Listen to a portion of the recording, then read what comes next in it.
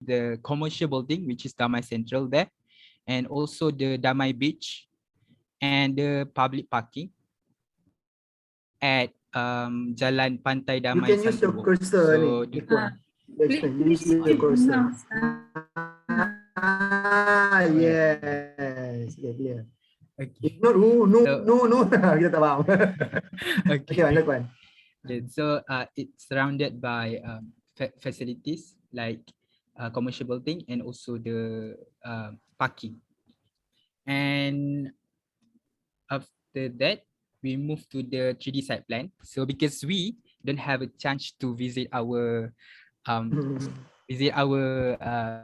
proposed site, okay, face to face. So we create the 3D site plan so we can hopefully imagine or experience the site even it is virtually. So we do the 3D site plan. So from this 3D site plan, we make a macro section. Okay, macro section YY, where in this section we can see the Damai Central, which is the commercial building that people usually go there to do some gathering there. And also from this section, we can also see the Santubo Mountain at the back of the site.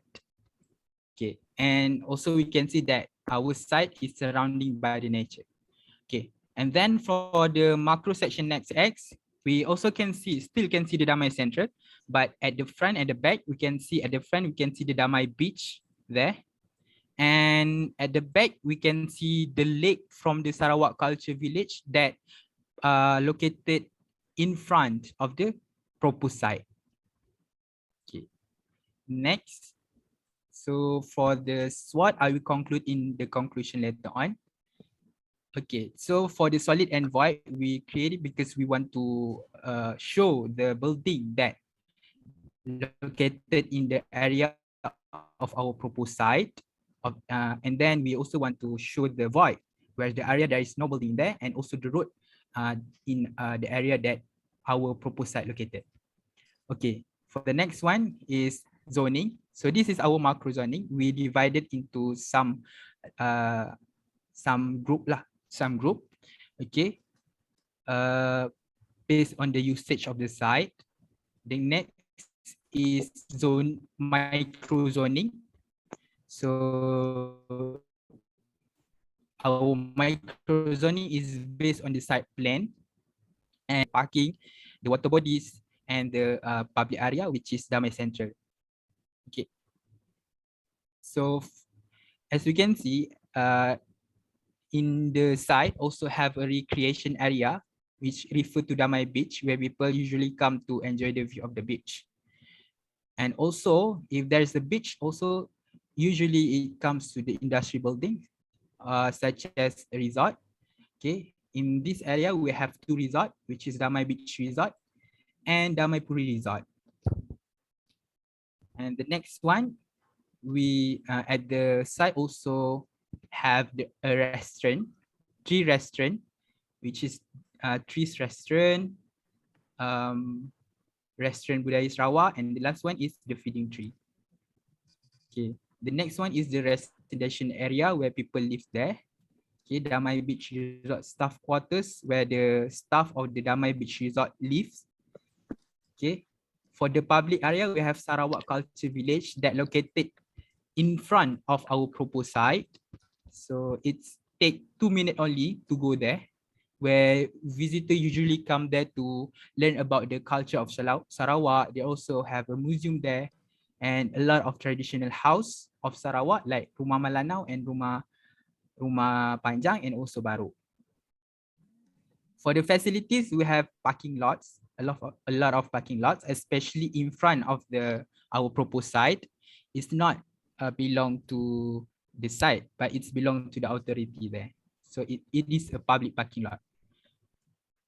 And for the water bodies, of course, because it's near to the beach, so the beach itself be water bodies, and also there's a lake at the center of Kampung Budaya Sarawak. So we can consider it as water body also. The next is green area. Okay, at the back of the site, This is our proposed site. And this area at the back have we can see the view of Santubong Mountain there, and it's surrounded by a green scenery.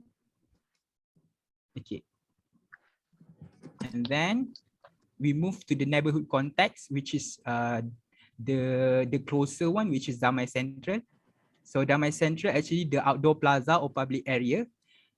Usually people go there for gathering and also for commercial purposes.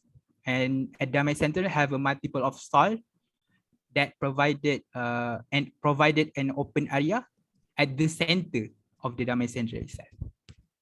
Okay. So the conclusion of this analysis, part of site and site context, our proposed site have a potential, which is the site have a nice views. At the front of the site, we can see the views of the beach, which is referred to Damai Beach.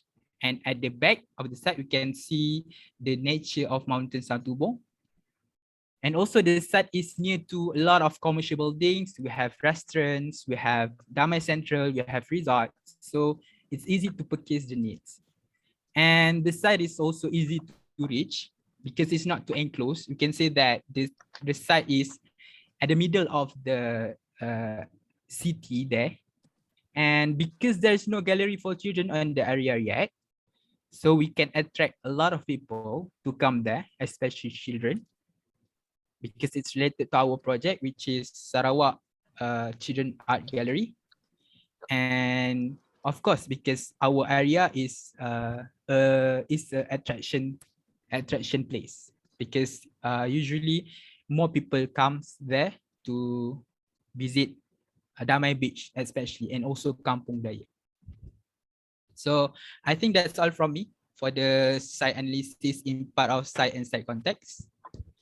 Thank you. Okay, any other presentation? Continue. Ada lagi tak Ikhwan? No sir. There's no more eh? That's all. Okay, that's all about the site introduction and briefing. Okay, any question from the panelists here? About the site? Is everybody aware already? Kan? Pasal site dia? Kan? So nanti kalau kita ada rezeki pergi Sarawak, kita pergi kat kampung budaya. Together with the orang Ulu, the orang Iban, kita ngajak sekali kan. Okay, if there's no question, thank you very much to all the students here for preparing the presentations about the site introduction to the panelists here. And then now let's proceed to our main business for today. So now, yeah, ada lagi kah? Ada. Kalau kata tak ada. Ada lagi? Cepat, stop share and then please. Dah habis. I think what's important is the site context. This is site context. Betul. Itulah yang site context. Yang lain tu yang lain boleh ni along the way lah masa crit session. Okay. I think on this one. Okay. So now, okay, student, thank you very much. Maybe you can proceed to your respective room. Okay, and then also panel. Okay, let me remind back again here. Okay, panel 1 for room 1. Arkitek Azman Ismail and Puan Norizan. Okay, panel 2 for room 2, Arkitek Muhammad Saifullah and Arkitek Linda Halimi, Linda JKR. Okay, panel 3 for room 3, Arkitek Adam Halim and Arkitek Hanita Harun. Okay, and then for panel 4 for room 4, Arkitek Muhammad Isyam Syari and Arkitek Linda Alma. Okay, room 5 for panel 5, Arkitek Sualazan and Puan Mum, Arkitek Mumtazah. Panel 6 for room 6, Arkitek Muhammad Fakri and Arkitek Rufina Ismail. Okay, boleh. Jom. Okay, go again for the click balik ni to the breakout room button there. Okay, jom. Proceed. Boleh Man, masuk Man, boleh Man. Boleh. Okay. Fakri ni yang masih kat sini. Aku hantar dia pergi ke room 6 lah. Fakri. room 6. Room 6. Okay, siapa lagi ada masalah kat sini? Semua ada lah. Okay. Fakri. Checker? Dah. Checker? Kau ada kat sini lagi kah? Ada sini lagi. Okay, sekejap. Kau dah kat kan? Aku dah masuk room tak dapat. Sekejap. Okay, kejap. Room 6 ada kan? Kau kena accept invitation tu dulu. Ada tak? Ada pop up kat atas kan? Okay. Next, invite you to join room 6. Like that lah. Ketuk pintu tu. Boleh. Okay, Zul, you may proceed to your room, Zul. Tak ada kan? Tak ada kau. Okay, kejap. Sekali lagi. Okay, sekejap. Okay, sekejap. Okay. Yalah, betul lah dia kata.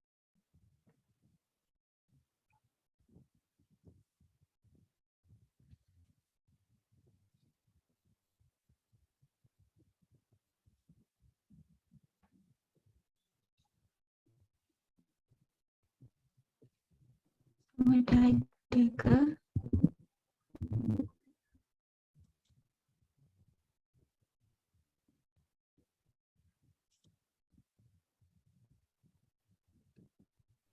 Assalamualaikum Arkitek Fakri. Welcome. Waalaikumsalam. Assalamualaikum, Arkitek Fakri.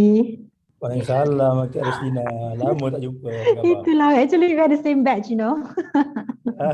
Habislah korang. Aduh. So we're going to start with Walia, isn't it? Boleh. Okay, alright. Okay.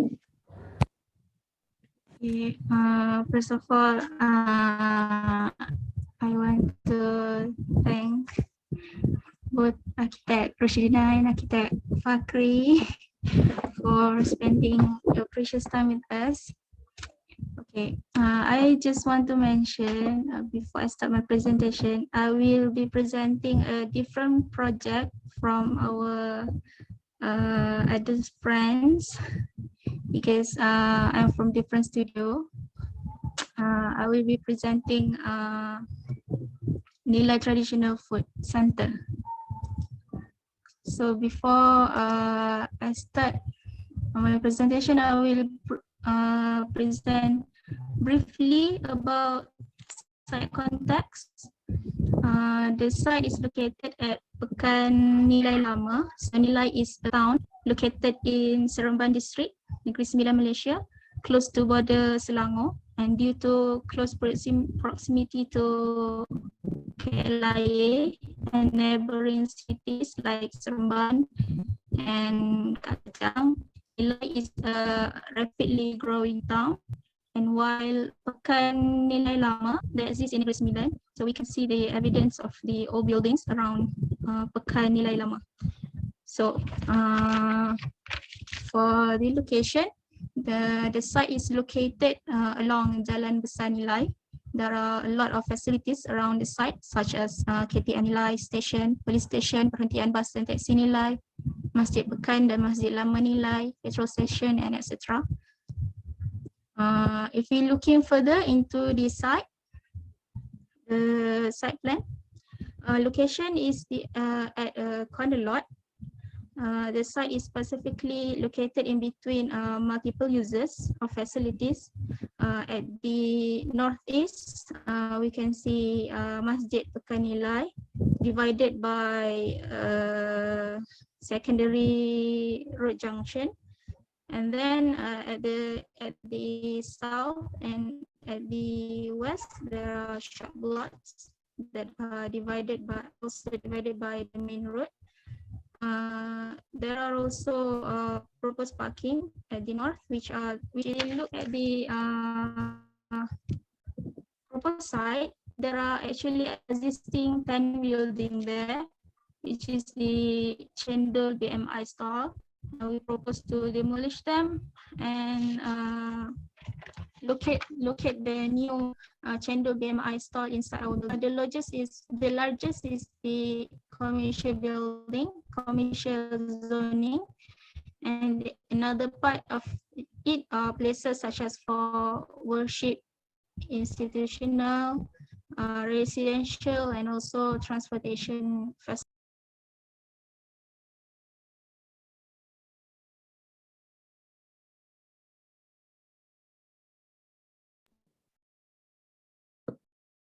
Is the connection run? Hilang dah. Oh, Hilang dah. okay. Well, yeah, you okay? If not, you can just not opening your video, tapi you boleh share the screen. I think opening video yourself nanti akan kacau juga tu. While presenting is okay. Okay. You can off I video. stop video ya.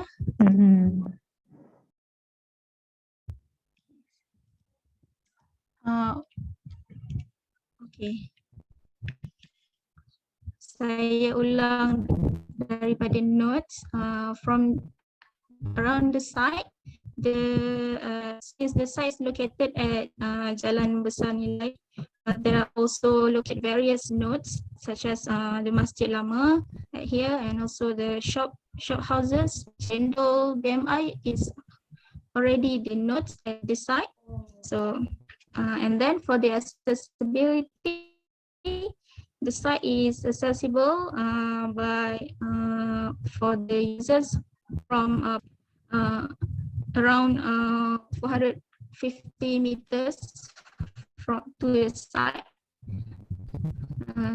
Accessible also from the west of the Pekan Lama Nilai. I think that's all. Briefly about the width is 1 meter 800. The length is not 1 meter 18 meter 800. As for the length, 28 meter 300. For 20 from the secondary road is 3 meter. Okay, that's all for the site.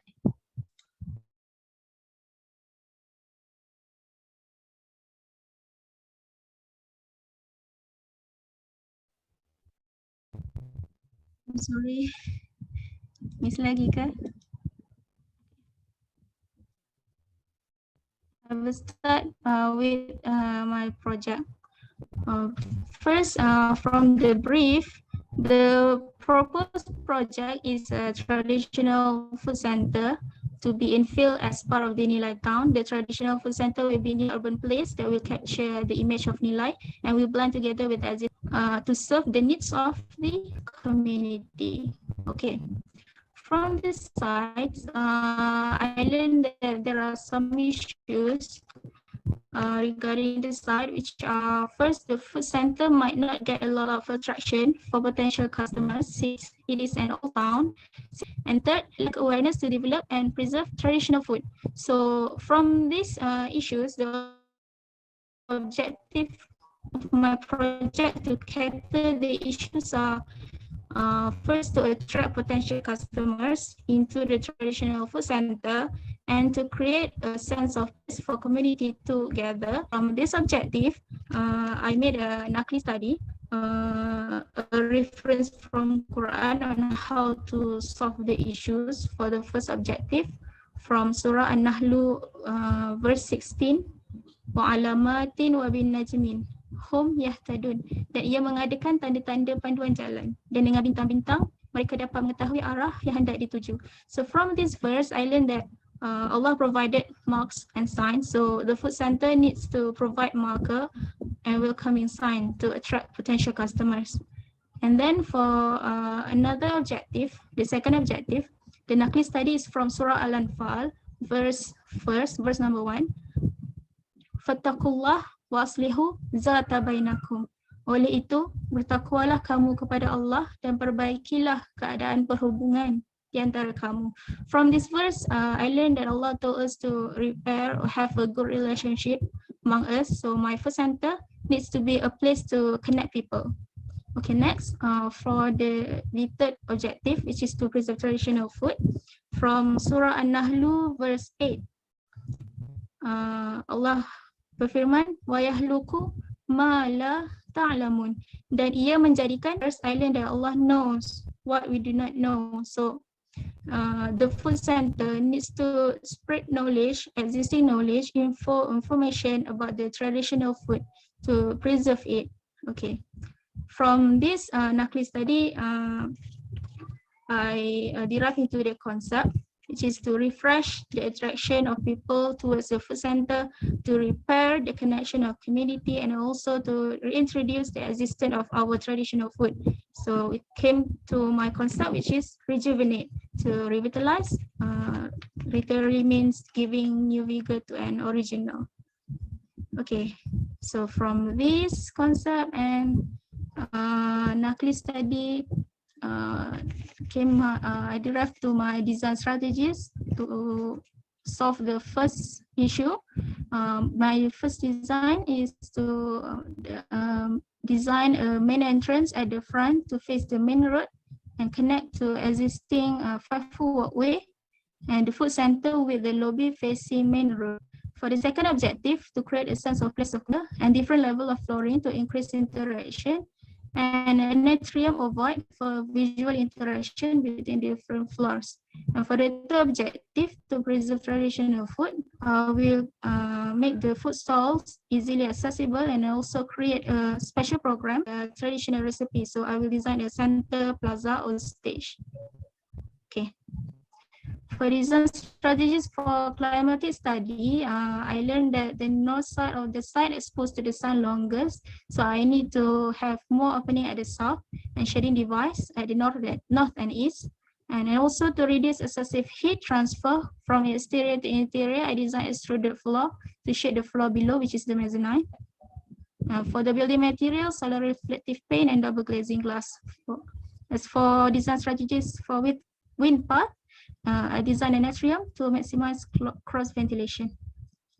Okay, this is a case study on form and material. So based from the concept rejuvenate, which is to give new vigor to an original, I use the modern traditional style and will be using recycled materials to create a new feel and a new look to that material from the case study Distat House, Jakarta.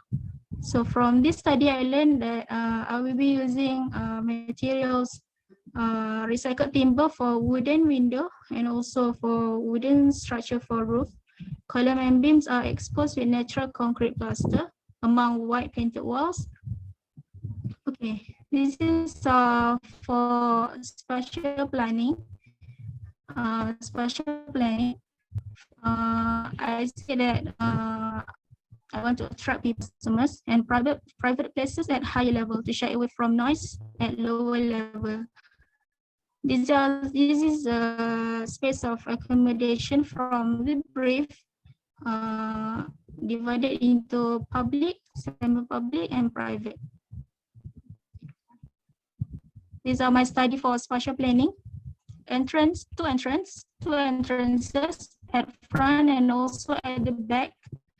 Why at front is to connect with the nodes from KTM, also bus station, from people that coming from there, and also people that come from the come from proposed parking, from Tabika Kemas, and also from the mosque. First, for the services, I put at the back of the site to hide the noise and view from customers. Food delivery, I learned that the main road is congested, so I put the food delivery at the east side. Cycle can park using this secondary road. As for the food stall, to complement the neighbor contact, which is the business area, I put at the west of this side. And for food exhibition, it will be the main attraction inside the building. And next, first floor. For at first floor, there will be also sitting at the front and also at the back. It will be the notes for the building because people at outside can see, can visually see the customers that are eating in the building earlier. For the services, also the same, to hide the noise and view. and void at the center for visual interaction between different floors. For the second floor, this is a floor. We put a special area seating, which is a quiet area. This is suitable for working people at the front, and then internet cafe at the back. I put it at the second floor because this is a special area that need admission, can be mixed with no customers. And then the office and also surround at the second floor because it is a quiet area. Okay. These are the bubble layout.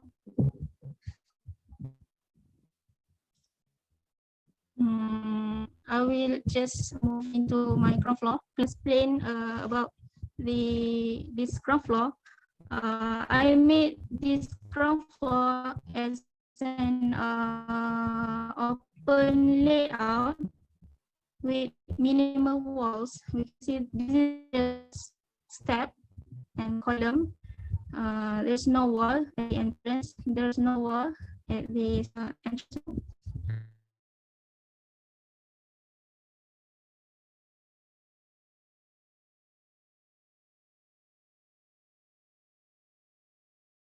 Sorry. Sorry.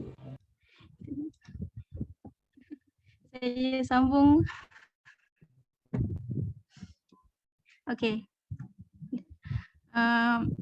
This ground floor is open layout. So why I made it open layout? Because reflect to my design strategies to attract customers that coming from the 5 walkway, to connect people also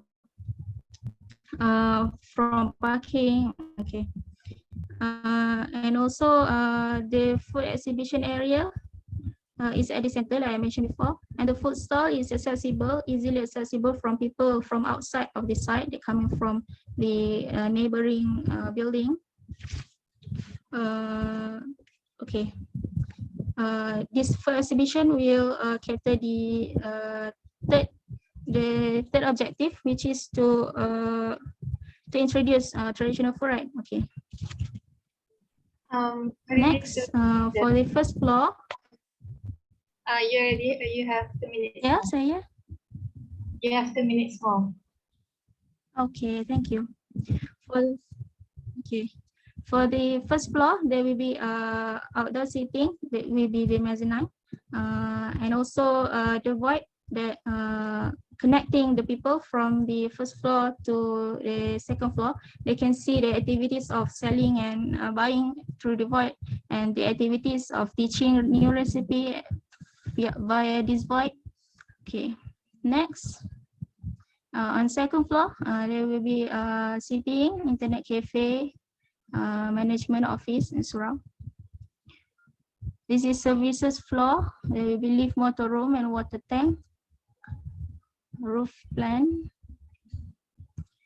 As for the elevation, this is from the front.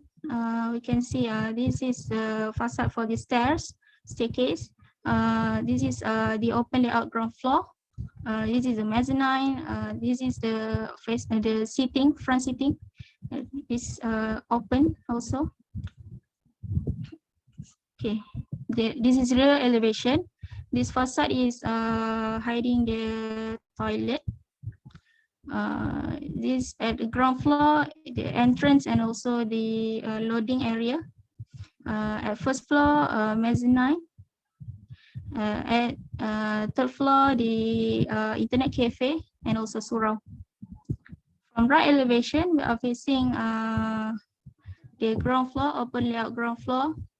The second, the first floor, we're facing the void and also the seating at the front and the back. At the second floor, internet cafe. This facade is for the staircase.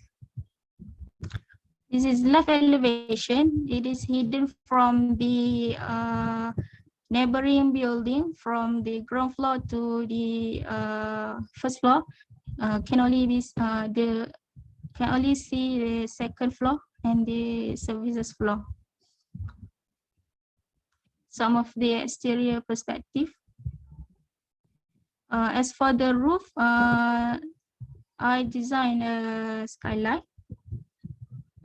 so that it will be accessible for lighting, daylighting. Okay. This is not completed yet of the interior. Can see some of the stall. This is at the ground floor at the center, the stall, and at the first floor, the void that seeing the activities at the ground floor.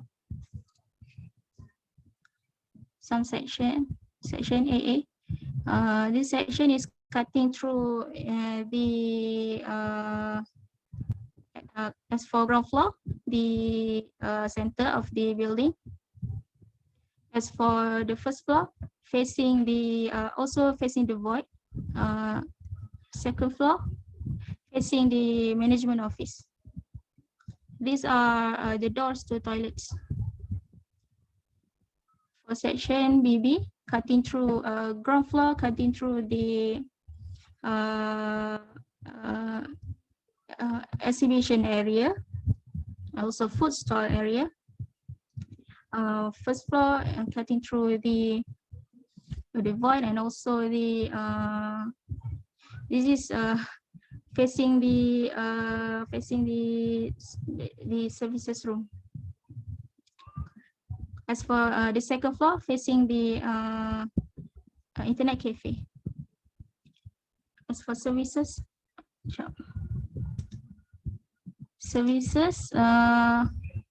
this is not a proper one yet, but I just want to tell for the electrical supply from the TNB substation to the meter and to the main switch room. For water supply, supplied from signs to the meter at the front, and also to the water tank at the services floor that will distributed to toilets and also to surround. For sewerage system from toilet and install to the sewer pipe and manhole. For the lift, we'll be using the firefighting lift, and there will be lift motor room at the service floor.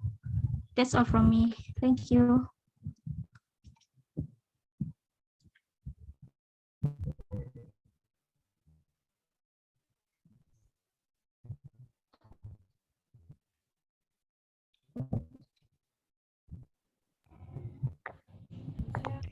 Okay, Rosina start dulu.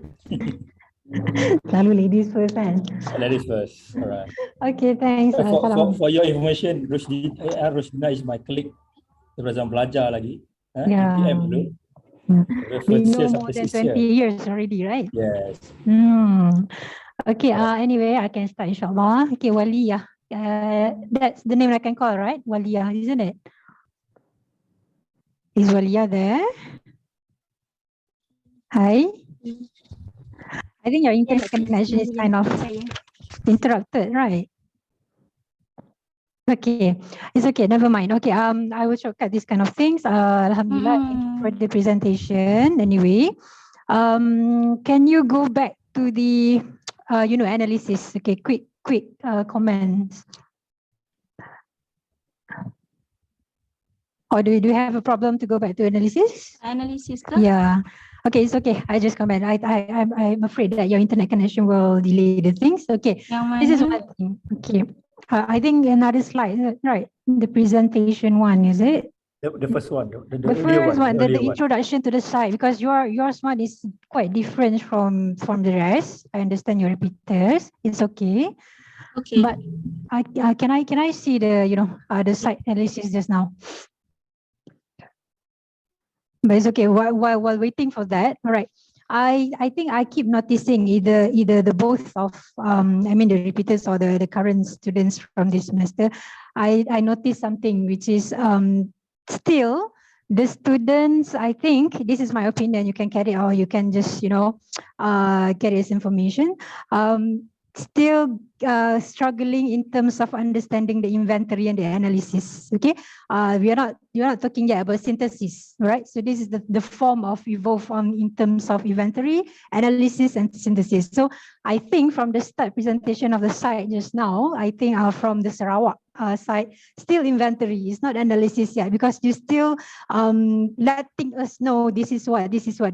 Yes, good. Okay, you have to Google what is the difference between the inventory, analysis, and synthesis. So this is the problem when the student gets stuck by the middle of the design or by the end of the design. By the end of the day, they will just simply back off from this student semester, because they don't understand what's the difference between the inventory, the analysis, the synthesis that could help you design by the end of the day. Because by the end of the day, what you can do is actually to refer back to your brief and to refer back to your site. So in order for you to get your design growth. Okay, so because architecture, you cannot run from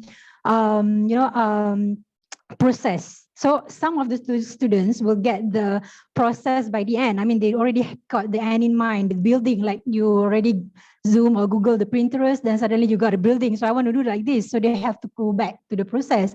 But in your case, there's a lot of students couldn't get the end in mind yet. So the building, the looks, they might lost in terms of the looks and everything. But from the start, it's actually some of the students will start with the site, will start with people, will start with analysis, and they will got the statement of the design, and suddenly will get the projects. But it's okay either way. But for me, students still don't really understand what is the difference between inventory analysis is. So tell me, when you say something about this is the public area, eating area, so what is the analysis? What does the eating area give impact to the site that you chose? Okay, so where is the demographic? Do you understand demographic? I think you have to go back to the literature whatsoever. Demographic study is about the public that you are studying. Okay, in architecture, there are 3 things for your level to understand, which is the analysis, not the inventory. Inventory is your listing. Okay, the analysis is something like giving the impact. Okay, there might be lots of potential. There might be lots of SWOTs that come to the SWOT analysis or TOS analysis. So you have to go back on this.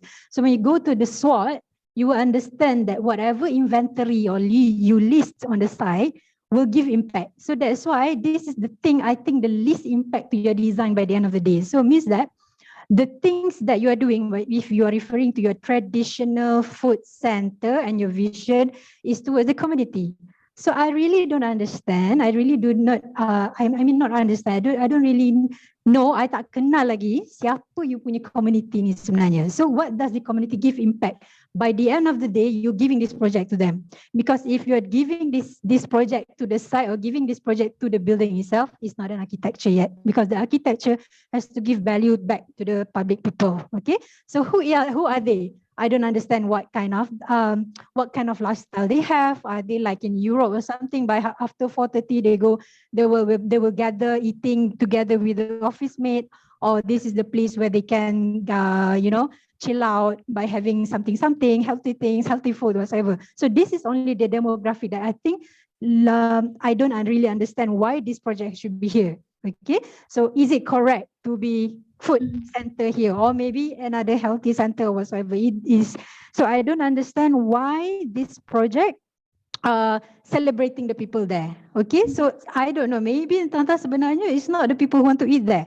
They want something else, fitness or something. So this is the thing that I'm not against your idea, but the thing that I think lack from the analysis itself, because you are doing the community, because I go back to your vision in your brief. Okay, I didn't change that. And then on top of that, still again in the people, all right.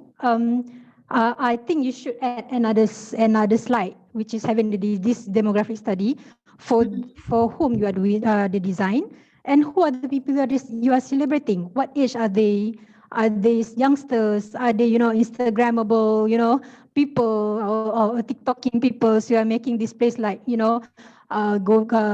celebrating this kind of internet people, because this is your era. It's not our era actually. You are struggling to understand your kind of Instagrammable generation. Okay, so this is the thing that really in you. So you should celebrate this kind of people now, because you are not repeating again, even though you are doing the traditional. Okay, so go back to your traditional plus food center. Can I have your project statement just now? Your project statement, traditional food center. Okay, I'm gonna go back to the first slide on the introduction slide. I want to show something. This is not only for you. This comment is actually for all. So I think this is something that may be lacking in terms of students to understand their own choice of design. Okay, no, the first one, not the brief. The first one, the first that you choose the, I'm not sure you are choosing or you're being given this project. Okay, this one, stop here. All right, so you have a traditional, you have food, and you have a center. Do you really understand what the traditional that you are trying to give? So by the end of the day, does your building represent this traditional? Maybe not, maybe in terms of the food. So what kind of food? Can you list it to me? Because I didn't really understand what is nilai food. Because when I went in it, I went in nilai, just makan sate willy, isn't it? So that I think the one is the most glamour lah dekat surround your side tu. So is that the food? You're talking traditional. So what traditional you mean? To the building, to the people, or to the food? So how this thing link? So this missing link, I think you tak ada dalam your slide that giving us to understand. And then you call traditional food center. By the end of the day, it's not really a center, it's a food court. Okay, so do you understand the typology? Okay, so this is again, what is the typology? Do you understand? Typology is actually the building that having do's and don't, okay, in their design. Kalau you buat masjid, there are do's and don't. If you do, food center, there are do's and don't. I think you can refer to architect Fakri because he actually his forte in terms of these food centers and etc. or RNR or something like that, right? So yeah. So I think what kind of end in mind? I mean, your target, your vision by the end of the day, is it a center or food court? Is it a food court? It's okay because the food court is can be as a center. And then on top of that, by knowing the people that you're celebrating, actually, you didn't have to strive hard to find siapa you punya target people because local people can serve this place. You understand? There are a lot of food court that are being revitalized, rejuvenated by their own local people. So the less maintenance will be from the government. So the building itself or the site itself can grow themselves because local people yang jaga benda ni. Something like that. So you have to understand this root of people that you are celebrating. Baru you nampak what is the traditional food, or is it a food court or is it a market or something like that. It's more appropriate to the site. That's why you have to go back to the demand of the people. And then again, when you say something about, okay, I need to clear this. Okay, when you say something about rejuvenate, revitalize, is something you bring the catalyst to the site. Catalyst means that you bring another, on top of the existing life, you bring another life, which is the chances of the users that you are talking about. Maybe the Instagrammable people like you guys, these youngsters. Okay, now and then when you reflect back on the pandemic thingy, when it will reflect back on the pandemic, how you the endemic phase is kind of distancing, more open, more, then you get the elements that actually really helping your design, kan? Macam more open air, distancing, more green, more towards the nature. So it's something like a very sustainable building. You are not talking the building you're doing now. It's actually has to be sustained in, maybe this thing will be 100 years can become that because it's traditional, right? So it's something like that. And then another comment is actually, okay, I'm not technical. I'm not going to touch technical much because I think your ground is not really, firm yet. Okay, so I don't say I don't care about the building later, the technical, but actually the ground of the decision or making a decision as an architect tu yang paling penting dalam our architectural process of learning. And then on top of spaces again. Okay, I bukan tak nak tengok spaces. I nak tahu why this spaces been chosen to reflect back to the center. You faham tak? So nak tak nak, suka tak suka, you have to go back to the people that you're celebrating. Is that the spaces that they want? Or they just need a deck, they just need a barista coffee center, a coffee maker, and then they just can chill themselves. I think that's all. Can, maybe what kind of traditional, go back to your, again, traditional plus food plus center. So do you really understand the root of word you choose in terms of the statement? Okay, lastly, can I go to a little bit on technical, a little bit? Can you go to that slide? I think you guys are very lucky because being given the brief spaces, can. Okay, now, at least, okay, I'm not, I know you are doing this with Revit in helping you a lot, but I'm not to lead you towards the draft person, but at least the design should be fruitful. Okay, means that at least you're gonna have the margin, at least you're gonna have the measurement, or maybe you can put some little people hit seeing dimension. Dimension, annotation, because I think that's the basic, not telling you basic of architecture that you can neglect. It's actually LAM requirement also when you want to finish your part 1. I mean, you want to finish your study. So this is the thing that need to be. Okay, so the dimension, annotation, the people that you are celebrating. So nampak macam you are being designed to become a draft person. Okay, where's the colors, and then where is the context, where is the, this is not talking about the zoning yet. Kalau tak, I akan panjang lagi satu hari. You kan, nanti kita checkers tak boleh nak cakap pula. Okay, so why this thing has to be reflected on the zoning? Because you say urban is quite a lots of lots of vocabulary, but I think you can choose 1 or 2 or 3, maybe because of the axis, the notes, the landmark, the gateway, what else in terms of your level. So I think this is the thing that you really need to list from the Google. Kan senang, at the fingertips je pun Google, what kind of urban terminology that can really reflect to your design. Okay, I think I've talked a lot, so I think I give to Architect Fakri. Thank you. Okay. Thank you, Architect Rushdina. All right. Assalamualaikum and very good morning. Walia. Okay, I think Rushdina have touched a lot lah what I want to say, but I try to make it mungkin from another angle ataupun try to simplify a few things. Okay, Walia. First of all, I kena bagi credit pada you, credit for your whatever you have done until for this one crit number 2, right? Yes, so I assume it's not final lah. So we are going to focus more on the process of your works lah. Okay. Okay, I understood that the site is given to you, right? Is it you choose? No, or given. Be given, and also the sizes, the spaces all given, right? Yes. So I understood that. SOA. Okay, again, yang apa yang Rushdina bagi tahu tadi pasal understanding first. Okay, I try to make it simple. Dalam design, anything design you buat. Okay, tadi Rushdina sebut pasal site, analysis, inventory, blah blah blah. Try set in your mind, actually 3 je before the basic process. You're talking about site, you're talking about the client, you're talking about the architecture. That's the basic 3 things before you design. Remember that. That's your framework of your design. Okay. Okay, when we talk about site, okay, then now we detail up. Apa yang Rushdina bagi tahu tadi pasal site inventory, analysis. Tadi sebut pasal design context, synthesis, everything. Kalau nak masuk SWOT, masuklah. It's about site. Okay, yang I nampak lacking pasal tadi. Okay, the first thing you cerita lah. You tell us about the context, but you never, okay, for example lah, bertengok tak site plan tadi? For example, I nak satu sikit je, for you understand. Okay, you never highlighted to us about the shop lot. You never highlighted the connection. Your title tu site context tau. But you never tell us about the shop lot. You never tell us about the masjid Pekan Nilai. I mean the relation, the public, circulation, traffic. You never talk about it. I advise you try to relate to that because it's part of the context and it's part of your site. Okay, the people flow because you are doing food court.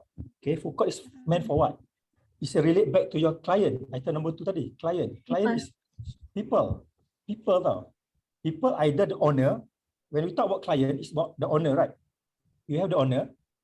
Of course, the owner, the kalau business, the investor lah, the investor or the ni lah. Then we talk about the user, the end user. Who is the end user?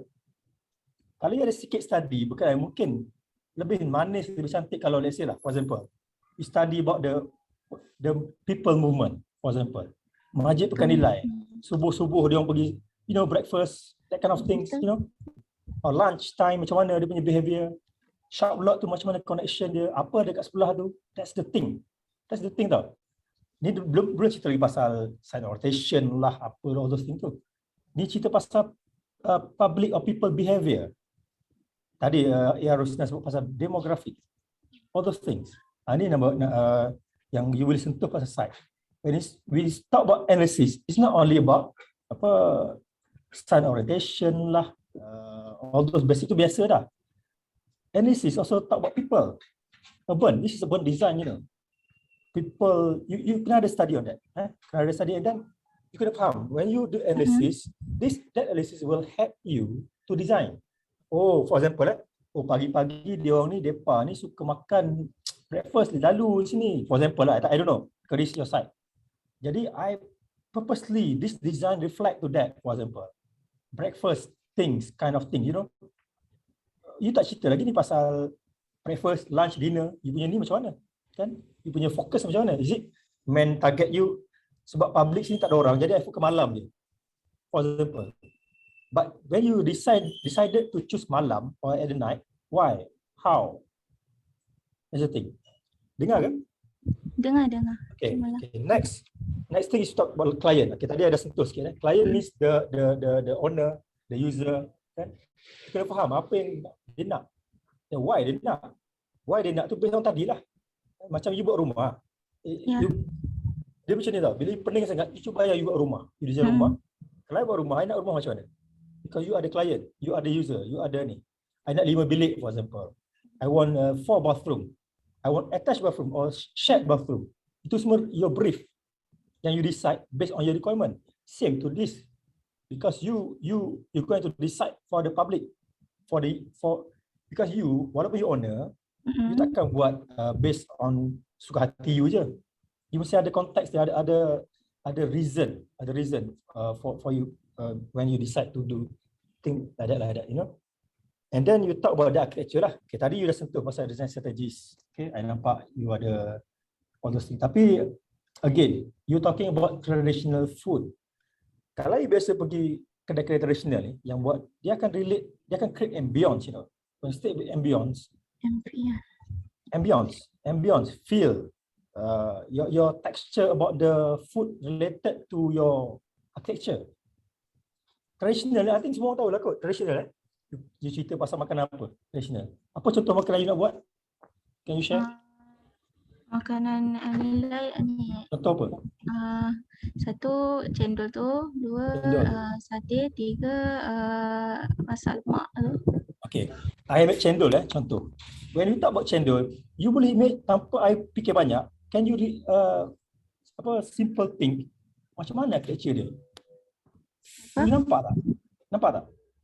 Cendol, you tu relate dengan Penang lah, mamak tepi jalan hawker tepi jalan lah. That kind of things reflect back to your architecture. You can explain tu so that we understood. Kita faham, then you boleh relate. Nampak tak? Kalau you talk about architecture, louvers, that thing very basic, you know, ditukar keluar dah banyak orang buat. We talk about more than that, another level. You faham? You faham tak? Dia apa-apa, dia akan relate balik ke apa you nak buat. Traditional food tu.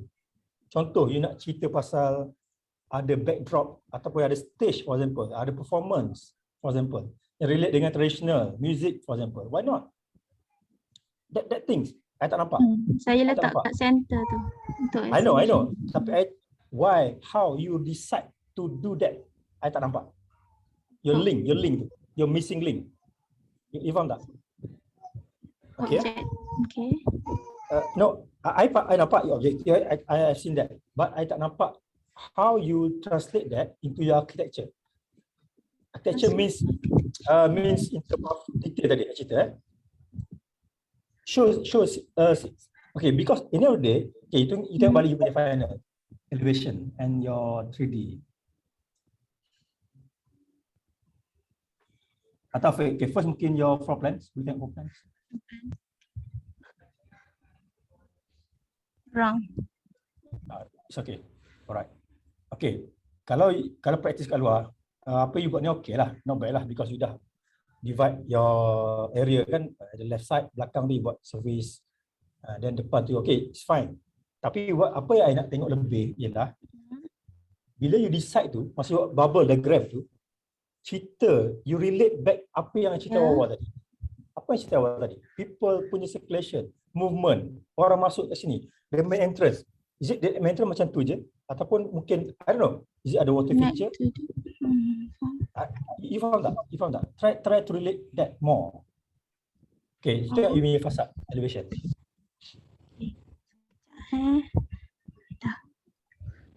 Okay, 3D lah, senang 3D. Okay, see, I actually nak comment sikit pasal you punya size ni, scale ni. Tapi I faham lah because you've been given the size. Apa berapa? 600 right? 800 square feet. So end up you punya building tiba-tiba dia bulky macam tu lah. So kalau dari segi urban tu dia quite kacau lah dia punya skyline semua tu kan. Because you kena faham, the context tu is shop lots, you know. So itu pun kena jaga juga. The way you how you respond to that matters lah.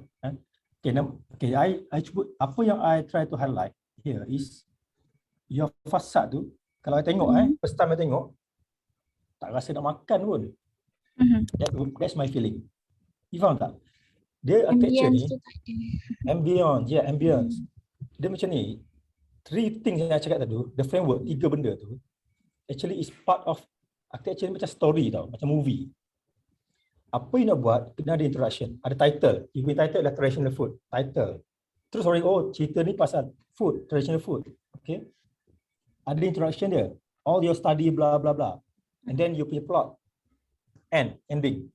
So in the end of the day, apa you buat, which is this, reflect kepada apa you nak buat tu. Cuba, okay, ni for all juga. Bila you buat, try to do that exercise. Pergi depan, balik belakang, pergi depan balik. That kind of exercise, you know. Aku buat ni, aku nak makan ke tak? Kalau you buat traditional food lah. You faham tak? That ambience tu tak ada. Apa traditionalnya? I tak kata you tak ada buat modern, tapi I nak cakap you, apa je?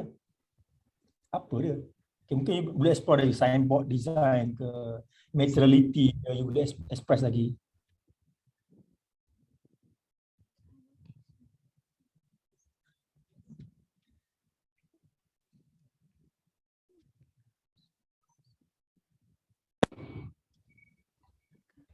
Okay, I stop here.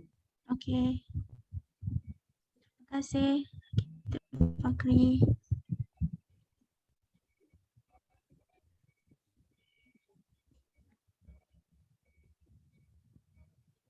Yeah, alright. Next. Do you hear me, right? Yeah, me. Okay, so I will start presenting.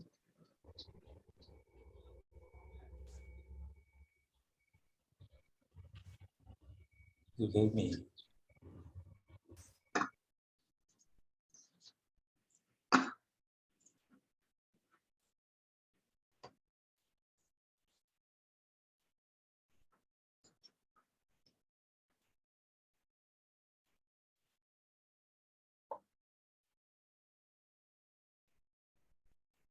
Alright, bismillahirrahmanirrahim. Assalamualaikum warahmatullahi wabarakatuh. Nice to meet you to our panel. So I am Zuhailmi bin Abdul Malik. So I will start presenting my design.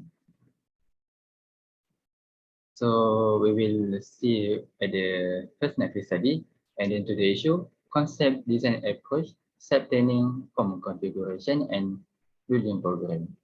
So firstly, case study. I expanding the issue from the case study, which is from the verse of Surah An-Nahl, ayah 14, and it is he who subjected the sea for you to eat from it tender meat and to extract from it ornaments which you were. And you see the ships flowing towards it, and he subjected it that you may seek of his bounty, and perhaps you will be grateful.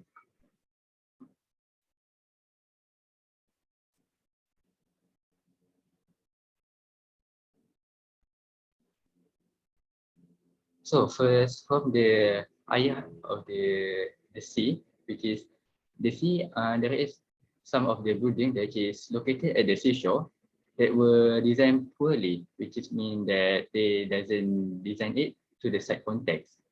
And then to the second issue, it is that from the ships flowing to it, that by mean that some of the building have poor in circulation and accessibility.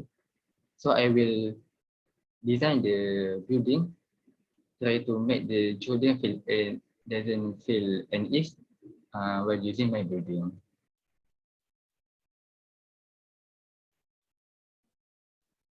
So to the solution of the issue. Yeah.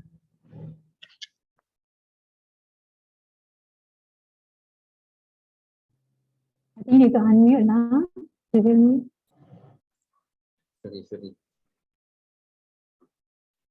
Okay, so let me share it. You put off your video. Yeah, or video screen sharing.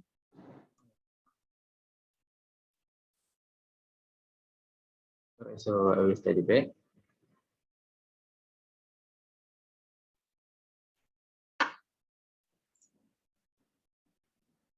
Okay, so to the solution of the issue, so I will design the building that will respond to the site context, and by doing it, I must understand the site context, which is the surrounding site, the background view, and to the next to the second issue, which is some of the building have poor circulation and accessibility. So I will design the building with good accessibility, which is where the people will come, where is the meeting room, and how to ease the children to access. So next to the concept, as the scene mentioned in the verse, there is the Dharma beach at our side, which will be our genius loci at the strength of the site. So what makes the sea attractive? It is from the ocean wave. So through this, my concept by inspired the ocean wave. Next to the design approach, so since the ocean wave have the organic form of the curvy, and so it is organic shape that give off a great feeling to the people, and it is also having a strong sense appearance to the surrounding, which is meant to be a natural extension of the land around it, and it is also to interact with the natural life. So from the sketches, this is my idea, which is there is an extension from the roof to the sea. To the second design approach, which is dynamic movement. So this is for the basin study. So this is from the ocean wave by eye level. So I will give the idea, which is by having the different sense at each height, which is there's a flow in the ground, which is to give the different sense for the children. Well, there is also various eye level to make the children more excited. And also I want to give the experience like ocean wave, where it is rage hitting the ocean beach.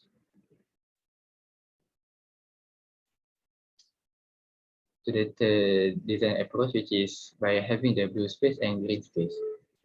There is a case study which is increase the physical activity, which is good for children, and plus improve their productivity and happiness, plus improve their overall mental health. So I will propose a promenade along the side of the beach, and there's some of the study that they found that the ocean exposure or running along the river helps someone that suffer from mental illness, which is really improve mental health. Plus, and I want to also propose a water landscape. And lastly, of the design approach, I will propose the deep overhang will be added as a shading device from sun glare. So next is to the site planning. So this is my site zoning. So from the surrounding context, forest. Okay. So from the surrounding context, I understand that this is the forest at the north of the site.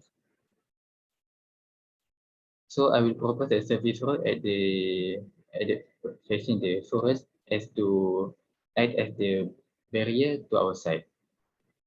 And there is at the west of the site, there is a Dharma beach which is facing to the sea.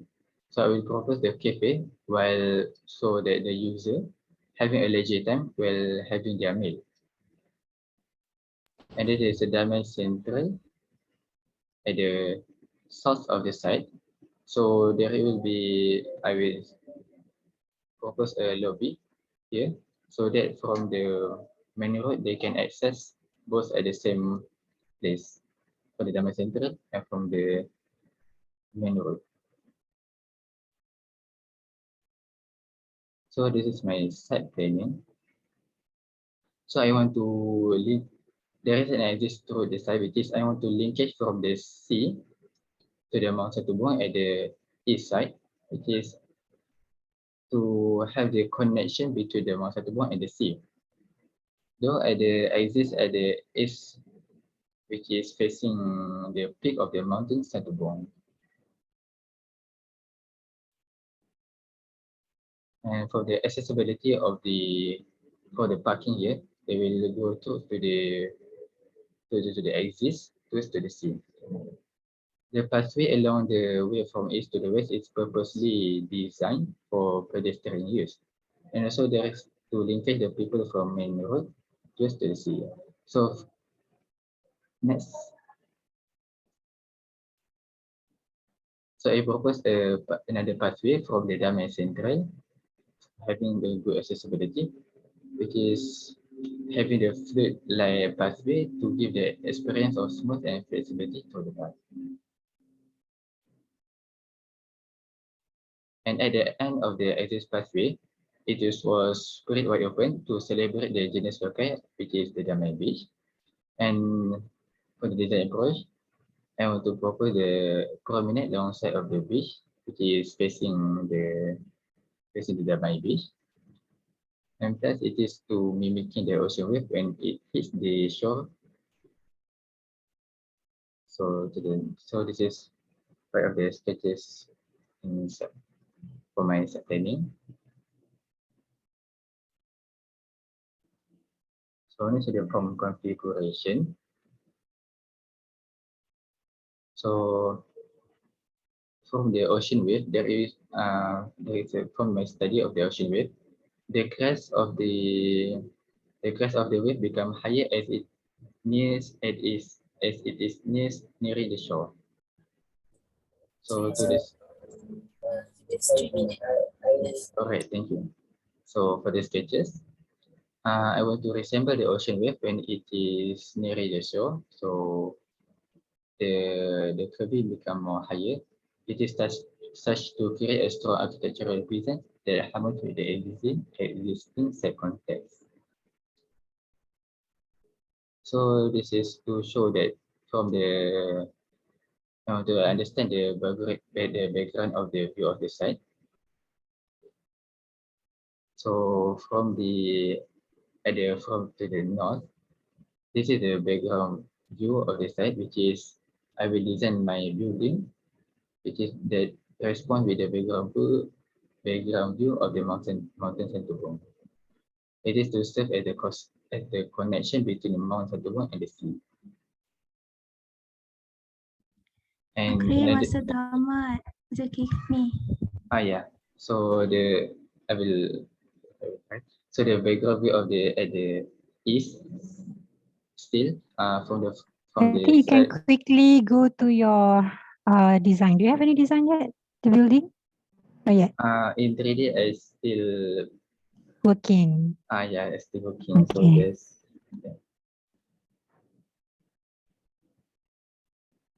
so this is the final for my floor plan. So this is my floor plan. So the video program, I will do the aggregate first. So I explain by the ocean wave from the plan view, which is extracting into the line. And then, yeah, so it is level by level, layer by layer, and to have the different height of the crest. So this is the section gallery, how to give the sense of journey to the kids. This is of the gallery, and so this is my building project for the classroom, having the green space in and out of the classroom to help their learning process and their improvement. And also I bring the element of the ocean into the classroom, for example, like the shell. And also I will design the classroom to have the playful yet productive space and have the table and mat, since the children like to work both the table and at the floor, and provide a ready space for the children with the introvert personality.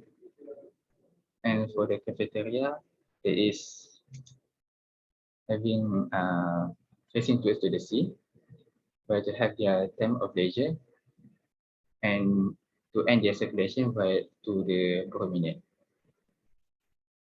So that's all from me. Thank you.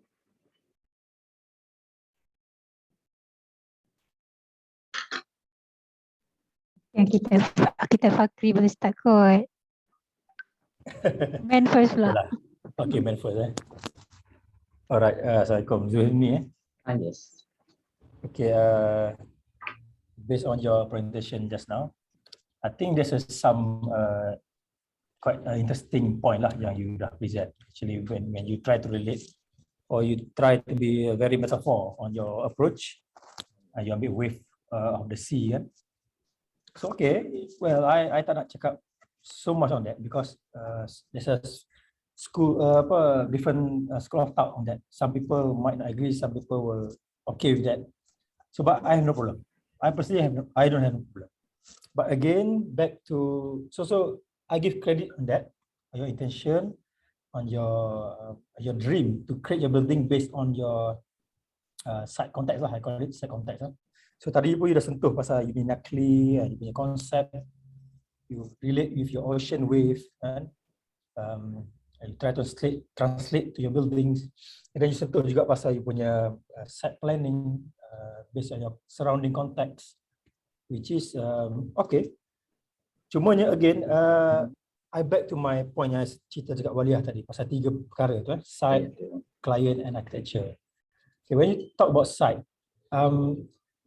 you punya analisis rasa masih ada kurang.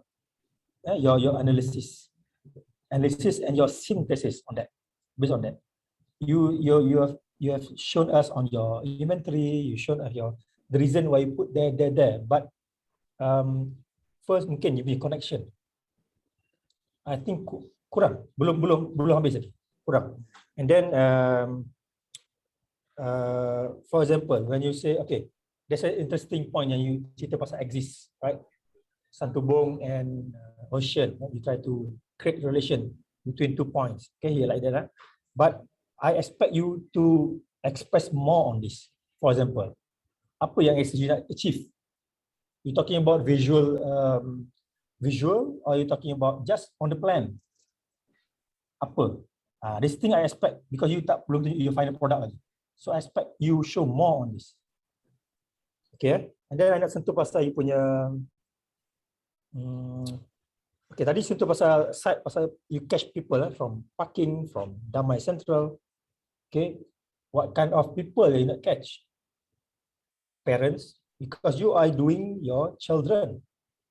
Your client is your children. So who? Children with family. You kena okay, ni I sentuh juga tu semua. When you talk about children, you faham tak children tu siapa? Who is the children? What is the range of age? Setahu I, children ni sampai 18 kan, is it? 0 to 18 is children. Then you subdivide lagi. You can subdivide lagi into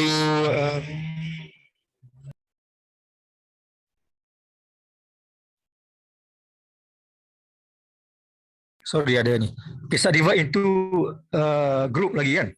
There's a toddler, infant, toddler, preschool. So which your target market ni, you punya target client ni. I nak sentuh client lah. Ini I tak nampak lagi your study on this. And that's applicable to all jugalah. The rest of the ni student try to study juga on this. You punya client ni, your user ni, end user. Because you faham, when you do this children art gallery, you're not talking about, sampai habis tadi you cerita, I nampak this building is meant for all. Of course, this building meant for all, but your dedicated group, target group ni, you're not talking about anthropometric lagi.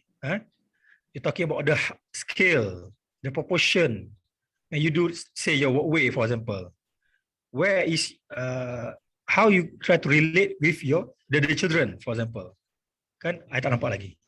Okay, itu pasal you punya client lah. And then okay, the interesting part when you touch about the curvature line ni, you're supposed to relate juga dengan children sebenarnya, because you try to study sikit, because children actually you tahu children they're not they are learning not through straight line, they are learning through curvature line.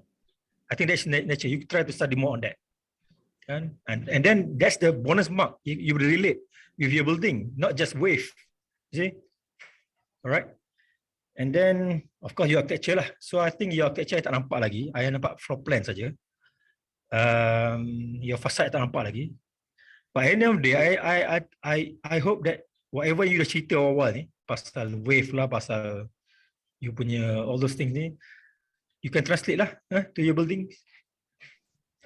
Again, try to relate more on the children tu, on the kid tu, when you do the gallery. Ni tak cerita lagi ni pasal how you display all those art component and art material tu, tak cerita lagi tu. The way you display, the way we walk, you know, the journey of the gallery. Why don't you try to relate your exist tu dengan your journey, for example? Banyak lagi sebenarnya, banyak lagi, proses banyak lagi. I think that's for all lah. Rusdina. Okay, thank you. I think a lot of things has been, mentioning by Kitab Fakri. Okay, but hi Zuhilmi, right? Zul, can I call you Zul? I think you have done lots of works. I think your narrative is quite good. I mean, your design strategy, design thinking, I think can be clearly understand, and your presentation is kind of straightforward. That is most important things. Okay, so for students, this is the most of the thing I think you can learn from Zul, which is very clear presentation, and then got a point. It's just a matter of not really short, sharp, and on point. That's why you're really running in terms of the time. So you have to manage in terms of the time. Each slide, how many times that you need to present to us. So the catchy one only. So there are some smart presentation that you need to, you can learn. I think I did give this talk in Masa PAM for the students to understand what is the short, sharp, and on point presentation online. So I think you can Google, or you just find it in YouTube. I hope it will be beneficial for you. Okay, and then go back to your proposal, Zul. Okay, again, can you go to the statement, because you are the first one who presenting this Sarawak Children Art Gallery. So can you go back to the design statement? The second, is it second slide or first slide? First one, the very first one. Okay, the second one. Okay, good. The first one tak apalah, muka I dengan architect Fakri tak payahlah. Okay, all right, okay. Just to make you understand, not only you, okay, so after this, when you go through into interim crit or you want to sell your ideas and architects, so the first thing you need to understand is about the things is in Sarawak, okay, because we unfortunately we can't go there to really check what is your intention towards this Sarawak. And then you have the children, you have the art, and you have the gallery as a typology. So now, guys, if you really have this statement, even though it's been given to you or you decide yourself during your thesis later, this is the thing that you have to go back from the first progress until the end. Okay, the Sarawak, the children, the art gallery, have you done enough to this 4 studies? Have you done enough at these 4 words with 4 different slides to it for the study? The title.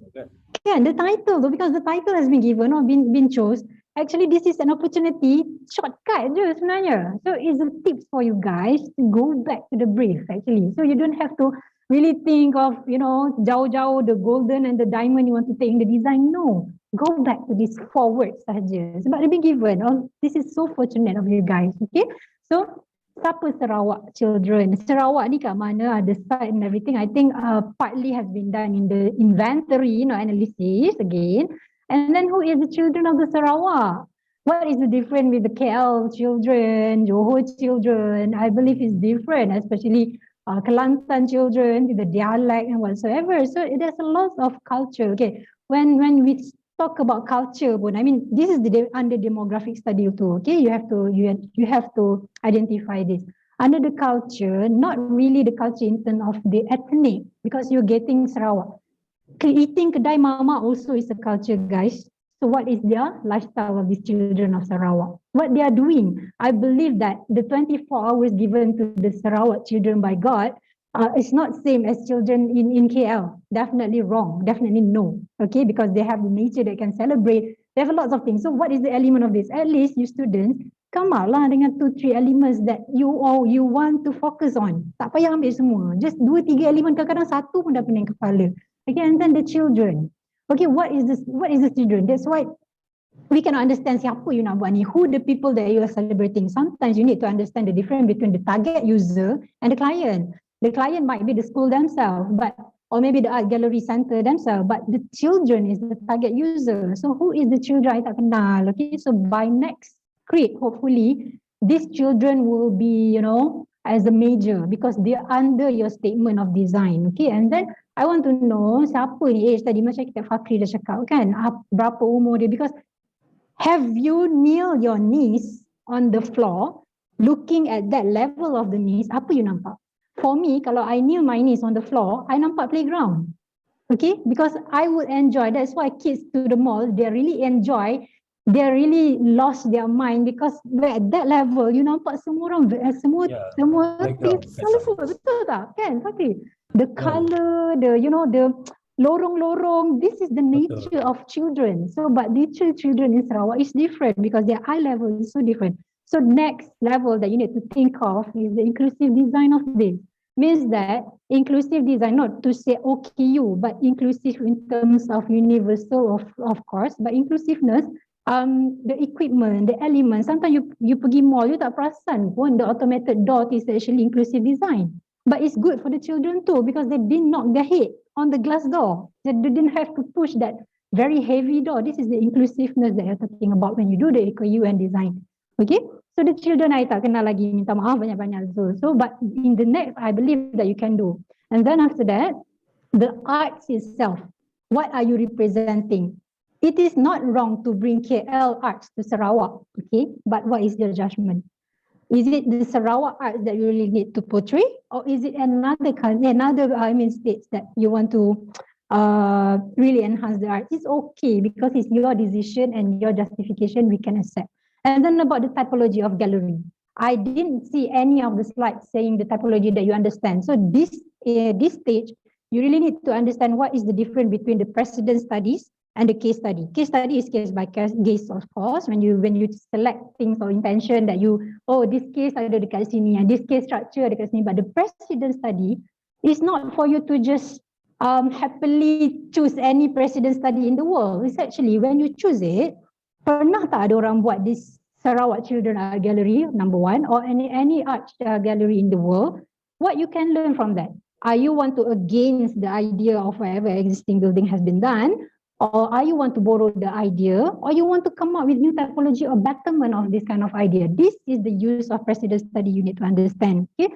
So dari sini, 4 ni je sebenarnya, you can shortcut in less than 4 minutes of presentation. Okay, so I think this is very clear, short. Ini benda-benda yang nak. So gallery, the typology, the do's and don't dia apa? 1, 2, 3, 4. Only that, your design intention. Okay, plus, Zul, I love when you say something about the nakli, but if you go back to I'm not really good in religion, but I do read the translation of Quran. I do understand the Quran too, but for me, when it comes to the children, okay, there are, I think most of the nakli, most of the ayat to Quran saying about the safetyness, comfortness, and then the, security. I think each of Quran verses related to children is this kind of thing. Okay, especially with the moment inside the womb, this is the conclusion that you can make. I understand that you really want to reflect this kind of nakli, but I think go back to the statement just now. So this is the thing that you really need to inclusive design, the safetyness, the security, the feel of comfort level. So go back to demographic study again, right? And then I think yang tu paling penting. So nakli study tadi banyak, surah Namlu banyak, dia banyak sangat. So it's all about talking about the security and everything, right? So I think that is another study that you can put on top. I know that you really like the sea because of the side. I think I will agree with that. So but when you do metaphoric, okay, this is again, below you buat metaphor punya design, there are 2 things that you need to remember. On top of konteks yang arkitek Fakri cakap tadi. 3 benda ni I pun pegang sangat-sangat. The building, the architecture the site and the people. So 3 benda ni kalau tak ada dalam design, I think it will be lumpuh lah all the design throughout the progress. So if you do the metaphoric as a strategy of design, apa benda yang nak borrow the element? Tell me, 2 atau 3 pun cukup dah. Sometimes students suka ambil macam turtle, kepala dia representing what, kaki dia representing what, and then dia duduk dalam sea, something like that. But yours is actually the elementary of the wave. You know the wave is actually not only the physical impact, it's actually the spiritual impact of the wave. That's why people say that living, life is about the wave. Kadang-kadang atas, kadang-kadang turun, kadang-kadang naik. So this is the things that you are, or actually I think you can consider in the design, the spirit of the wave itself, not only the physical looks. Because throughout the day, I nampak you pinjam lots of the elements in architecture, good. And then talking about architecture element, go back to the repetitive, the language, the basic language you belajar masa first semester, isn't it? The shape, the form, the integration, the intersection whatsoever. Okay, so go back to this kind of element. Tak susah pun. Kalau you go back balik to whatever you learn throughout the semester, I think you'll get whatever you want to design. Especially tadi pun macam siapa Waliyah pun sama tadi. The language architect Fakri cakap tadi tu tak nampak. So this is the thing that you have to go back to your first study of semester tu kan. And then I think quite long, but I think this is the thing that I think you really need to do before the next interim crit or crit. And then about the zoning kat side tadi, it is good bila I nampak you buat multiple zoning. So the zoning on the side, can you go back? Okay, this side is actually, for me, I love when you do the sketches. Okay, this is our time lah actually, me and architect Fakri, this is our forte lah actually, sketches ni tu lah kan. So I'm glad to see this now, okay, I'm glad to see because you are not carried away with the tools, Revit lah whatsoever, 3D, too much. So for me, go back to this skill of architect, okay, design and sketch, okay, so this is really architect. So when you do site zoning, kenalah buat sikit kat sini, the beach can be seen slide, okay, so the context tu kena ada sikit lah, tambah sikit je, tak perlu banyak. And then when you talk about the site zoning, please don't disregard the vertical zoning. Sebab I ada nampak somewhere in your, mana ke bawah lagi, Zul? Ada 2 tingkat kan? Is it this one? Ya ke? Okay, so the vertical zoning pun please don't disregard. Which one is the private, which one is the private, and then public, and then semi, and then maybe because you are the C, so you can buat decking ke people by looking the things as a gallery itself. So the C is a arts by itself. Other activities, what the planning throughout these things. So this is the vertical zoning that I'm talking about, not only the floor zoning. Okay. So and then I think I love the sketches so much. Can you go to the decision making in terms of the axis just now? Last one. Promise last one. Okay. Oh, this one. Okay. In urban, okay. When you do this kind of axis, I understand because you have the dumbbell influences. I'm not sure you're starting with what, but this is the major one lah, is the C.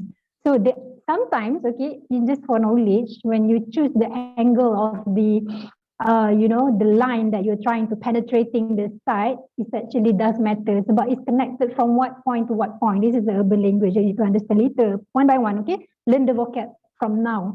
So I love when you have this kind of penetration and you have this kind of notes, what's going to happen, so you disperse the thing. This is actually some sort of the design, but what is a little bit lacking here, okay, maybe you can improve later, is the context lah.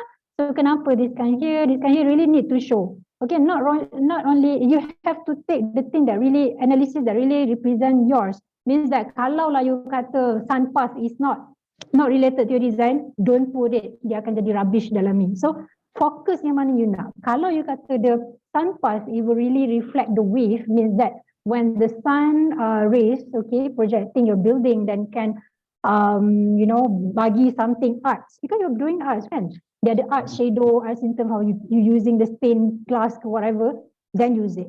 Okay, so that is the main yang architect Fakri cakap tadi, 3 benda tadi tu. Memang we both, because we both at the same batch, so we are really benda 3 benda ni mesti kena ada. Okay, Zul, I think Cik Jah cakap kan, Sejak cakap betul, ni. betul. Dia arwah kan. So, tiga benda ni you tak boleh lari dari design. So, kalau you ambil side pun jangan ambil semua. Okay, nanti you tak boleh nak cope. Ambil 2-3 benda cukup dah.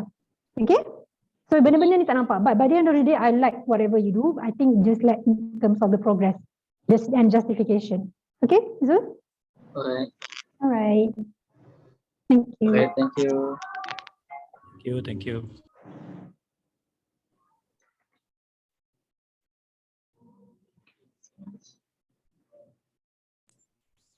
Can I share the slide?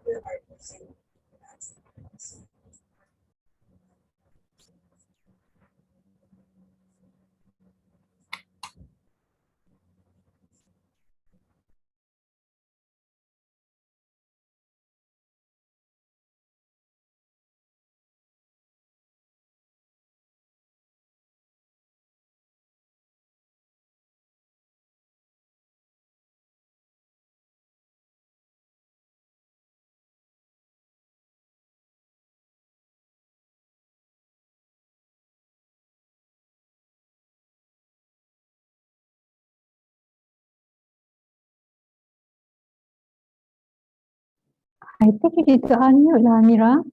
Tak dengar.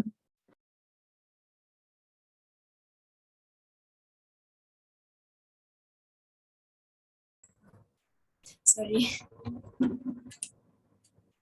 Assalamualaikum warahmatullahi wabarakatuh. So my name is Nara Gravita Hamzri and number is 1201056. So first I will start with the issue. Suara you tak clear lah.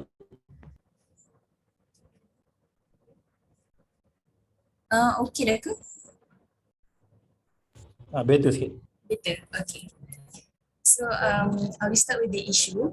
So first, usually our gallery lacks exposure of Sarawak. So in this case, we are proposing a space that can introduce Sarawak children lifestyle that children can at the gallery. And second, an attractive form of typical art gallery does not attract children. So in this case, I will design an attractive building form that can attract the eye of the visitor. So from this issue, I take it from the, so for the first issue, I take it from I found it from the Nagri study from ayah 15, surah 15 ayat 2. Ada masanya orang-orang yang kafir merasa kalaulah mereka telah menjadi orang-orang Islam.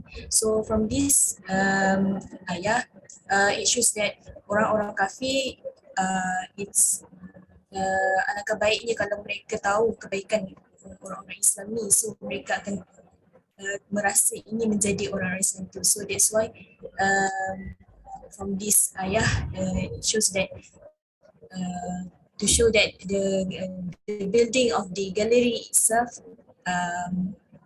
to show how the experience of the Sarawak is.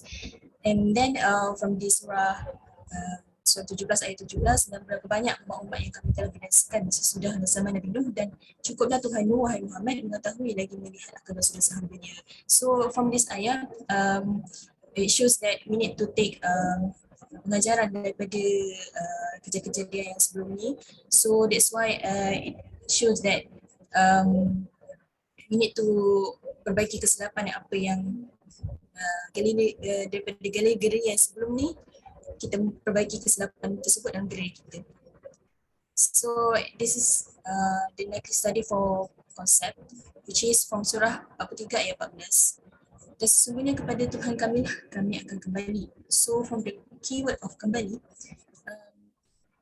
it shows that in this ayat, kembali pada Allah. So it shows that tanda syukur kita padanya, which is Tuhan yang satu. So from this ayat, I found it from, I inspired to make a concept which is reminisce. It is where reminisce is something that one of way we appreciate the memories that only happened at the time. So when it comes to reminisce, it shows that it shows when we reminisce, the environment before are more healthy than now, which is what I mean is more social interaction and more natural environment. So when it comes to concept, reminiscence of childhood, so the reminiscence is something that a memory or a story about past event or something that brings to mind another thing. And also for the childhood is something that the state of period of being a child. So from this reminiscence, which is the act is something that the process that happen in prison, in the prison, and then and also the process of recalling. Recalling is something in the past. So in this case, the concept of reminiscence of childhood is where we implement that can blend between the past and the present. So then, next, for the design approach, we can see that when we reminisce something that of Sarawak childhood is staying in the something like vernacular house, like Rumah Panjang or Rumah Baru. So this is one of the example of the Rumah Panjang. So we can see that it use of the sustainable material and the how the vernacular house element, which is like the natural ventilation and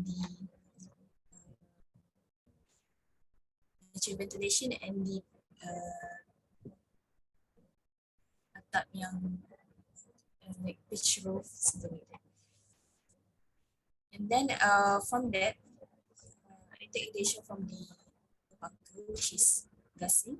It is something. It is one of the Sarawak traditional games.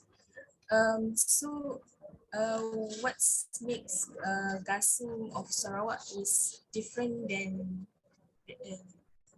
gasing lain is gasing Sarawak, which is called berpangkal. It is the something that dia dilaksanakan hanya satu kali dalam setahun, iaitu musim memapak, which is musim padi. So tujuan daripada berpangkal menurut adat dan kepercayaan yang mereka yakini supaya padi dan kandungan cepat keluar dan berbuah. So what I want to, how do I link between these ideation of berpangkal and the concept, which is the concept when kembali reminiscence, which is in the past. So the past is something that bring at past it's keadaan masih in good environment, so it's more, which is like I mentioned before, like more social interaction and the more natural environment, more natural exposed. So it is something that produces good result. And then when it comes to berpangkal, how to link it is where the berpangkal is something in the past, and then it also dipercayai akan membawa kebaikan juga lah. That's how it's linked. And then so, and also for the gasing, it is something that satu permainan yang dimainkan oleh anak-anak Sarawak dulu. How do I link this gasing with the children behavior? The children behavior itself is active and love to play. So the gasing movement, from the gasing movement itself show that how the active movement it is. So it resembles the children itself. So this is just some study of which is gasing. So from the diagram at the component in this gasing, which is the basic form of the gasing, we have some cylinder and cone is slanted. And then how do it play? It's like first like the satu lilitan tali akan dililit lah di keliling gasing tersebut, and then bila ditarik tali tu dia akan jadi macam gasing tu akan berpusing lah, and then by the movement it is moved by the circular movement, and also when it move in circular, it's not like just straight circular, it also has some like angle that the gasing is pusing, and then how it play, and also how it play in Sarawak, they like satu gasing tu akan pusing, and then diorang akan baling satu lagi gasing gasing dekat yang sudah berpusing tu. So from this study, from this study, I take the plan, the form of the tali dengan satu gasing itu, and then I derive the gasing and the rope from the plan, and then from this diagram center, it shows that the macam lebih banyak bulat. It shows that like untuk menunjukkan yang how this it play, yang I just mentioned just now, the gasing itself ada satu lagi gasing dan gasing yang berlainan.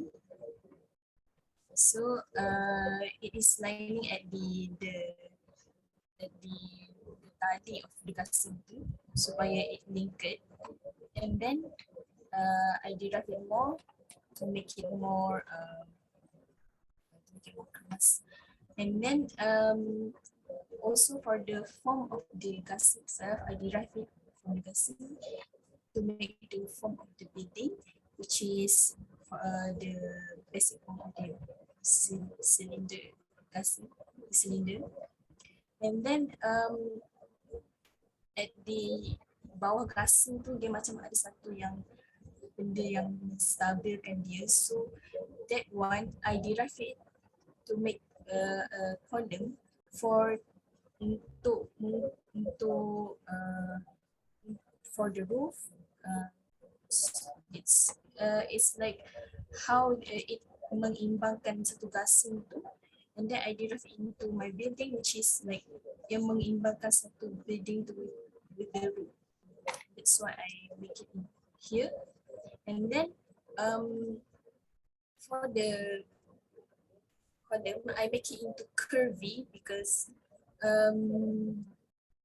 benda yang imbangkan gasing tu dia berpusing, tapi dia tak berpusing dalam satu angle je, dia akan berpusing dalam banyak angle, and then that's why I make it into a curvy. Okay, Amira, habis masa. Okay, thank you. And then for the roof process, this is just some sketches of my roof, and then I study of the roof yang rumah macam rumah panjang, dia akan ada satu pitch roof, and then dia akan from these sketches, I just want to like gabungkan based on the concept of both the present and the past. So from the sketches, you can see that dekat depan tu dia macam daripada pitch roof, but then it's curvy at the back to make it like the combination between the curvy of the movement gasing tersebut. So this is just some of the site analysis and synthesis based on my concept. From the Dharma Centre, sea and the forest itself is positive view, and that's why I make it into the curvy at the belah C, and then and wind analysis and synthesis. So from the form of the curvy, dia akan mengumpulkan lagi banyak wind from the Dharma Centre, the sea and the forest itself. And also this is just this is some analysis on the previous skyline. So for the Dharma Centre,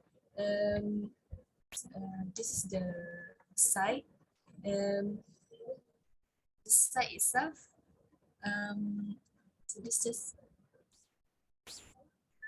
the building. I will make it into at this site of Dharma Centre. There will be same height, and then at the forest, the bottom level will not be used for view, and then the upper level will be more open to the forest. So at this forest site, there will be a circle floor, so that they can follow the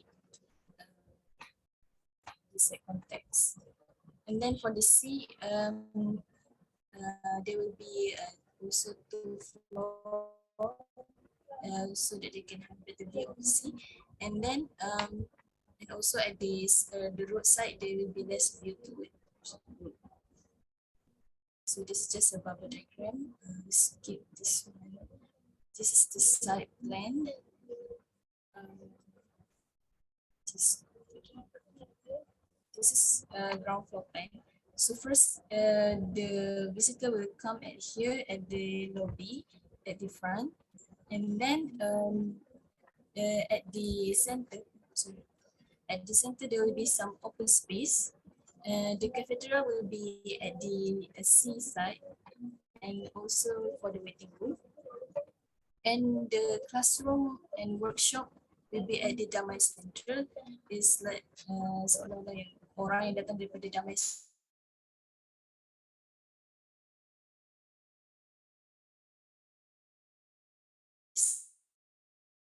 Centre datang melihat children yang classroom. It makes, then the gift shop is at the end of the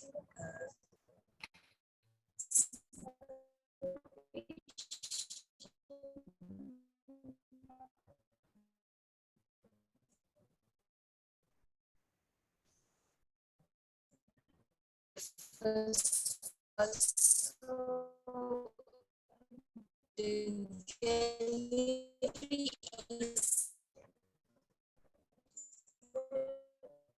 of the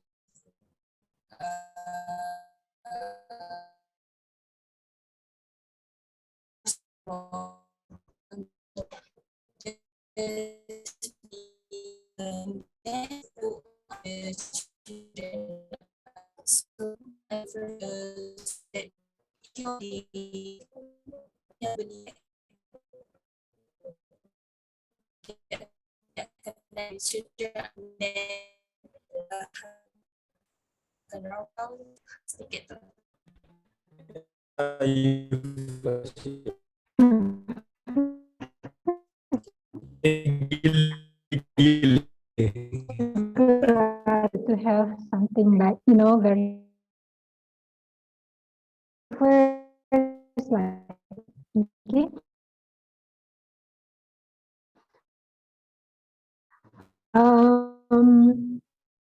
The first of the bipang tak proper about this. When you have some of the nakli is become the, you know, if the nakli is becoming one of the mandatory in the design intention or maybe design reference or whatsoever, I would love to suggest, okay, you can take this suggestion or maybe you can just, you know, whatever lah. Either you taking the nakli study ini by the Ayatul Quran, because I really appreciate Ayatul Quran because we can learn a lot and conclude a lot. But things that maybe you can do extra after this nakli study is, number one is what the student can learn from that ayat. Okay, to number one. And then what is the thing that can become a vision to your design. Tadi I tertarik juga dengan Zul punya approach, which is dia dah ada dia punya intention, so they go back to the C and something like that because of the side issue.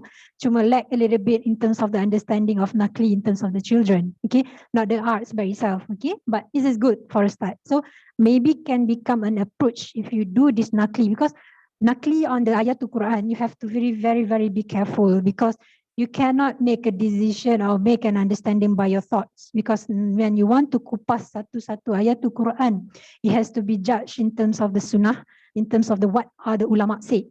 Okay, so if you go by your understanding of heart and belief, sedikit kegusaran di situ, sebab tak ada hujah yang menyatakan benda tu can be translated that way. So yang benda ni kena deep sikit, kena really be careful if this nakli become your intention. So but generally can become an element, okay, an element to study, because the ayatul saying something like that. So this is the suggestion that I want to take. So from this ayat, first kali I tertarik because you start the issue and you link to the nakli, but there are missing links sedikit lah. Okay, usual art gallery are lack of exposure of Sarawak, because without knowing of what is the lacking, you terus masuk nakli. Okay, so I want to know, so by the analysis, what is the lacking of exposure in Sarawak? Because I think the Sarawak itself is a gallery, even though they don't have the building.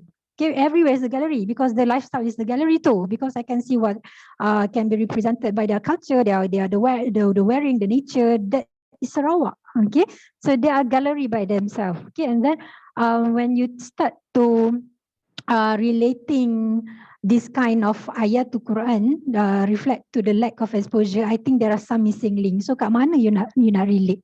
Same goes to the number 2. Okay, when you do this kind of back to back, I think there must be some deep introduction and you know understanding kembali kepada nakli ni kan, because I understand when you talk about arts by itself, salah satu benda yang saya belajar dulu daripada kecil, okay, arts is actually one of the way to celebrate and appreciate Allah, because arts is a lot of cabang.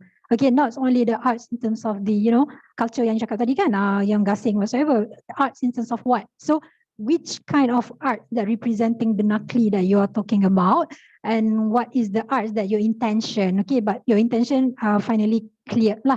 Okay, and then next, the next slide, you, no, this one, I think this one has been presented now. Okay, go to the reminiscing. Okay, tak apa yang ni not yet. Okay, slide number 5. Slide number 5. Okay, when you talk something about vernacular, okay, you have to really understand what is vernacular. Vernacular is not goes back to the traditional. Okay, bukan macam tu. It can be modern too, because vernacular, if you understand the words by itself, is a lifestyle and it belong to the site. Okay, means that kalau you ada dekat gurun, apa sahaja yang ada dekat gurun, itulah akan menjadi architecture you. Tanah dia, debu dia, angin dia, weather dia, that is vernacular. So vernacular ni banyak pecahan dia. You can study Tajumuluk, Vastu Sastra, what else? I can remember lah, banyak sangat. Feng Shui kan, benda-benda macam tu is goes back to the nature, which is kembali kepada fitrah yang you cakap tadi on the nakli part. So when you talk about vernacular, it's not about the looks by itself, it's about the lifestyle. So this inilah, when you do the vernacular, you kena relate balik in terms of the demographic tadi. Okay, not only the children who play the gasing whatsoever. Okay, yang tu kita belum touch yet, but the go back to the nature of the bipangkau tadi ni. Siapa budak-budaknya? So I tak nak, susah nak nampak dah berapa presentation ni, susah nak nampak gambar orang ni. Kan? Sikit video ke link video YouTube ke apa ke kan, I boleh kenal ni sebab I sekali je pun pergi Sarawak ni. Kan? So macam I tak kenal ni, siapa ni budak ni kan? Muka dia macam ni. Kan, kita tak nampak muka dia ni kan, macam mana rupa dia, macam kita ke Pan-Asian ke Arabian looks ke kan, walaupun kita Malaysia, but you have to remember that this you're selling an idea with 1 million ringgit to the Sarawak. Okay, please make this project live. Okay, you boleh jual idea ni kat Sarawak in the future. Okay, so you dah ada, you dah buat, so do it now. That's why you have to plan from now. So I tak nampak ni siapa ni orang ni, kanak-kanak ni macam mana, besar mana, sama tinggi dengan budak KL ke tak kan. I tahu budak KL masuk anak I ni form 1 pun dah lebih tinggi daripada I, macam tu kan, 165 dah sekarang dia pun. So it's something like that. So I want to kenal lebih dalam the vernacular things that you're talking about. So go back to understanding again back to basic, apa maksud vernacular yang you nak masukkan. Okay, that is architecture. Maybe you akan dapat the element of, you know, the material, the architecture language, the shape, the form, the you know, the lines, the intersection, whatsoever, dots, whatever. Okay, and then go back to the ideation. This is the interesting part. You go back to discussing, of course, understand this is the, now I learned that this is one of the, you know, traditional games that you want to enhance in your building. I cukup rasa berbangga sebab I am proud that you can take this kind of language in your design. Okay, but they have but, sorry. So now slide number 7 and I don't know, sorry, number 8. Okay, number 8. Same goes to Zul tadi, you ambil metaphoric. So again, you kena mention somewhere which part of element yang you nak pegang. The flow, the shape, the what. But kat sini, I cuma nampak the gasing. The lacking things is the people who play the gasing.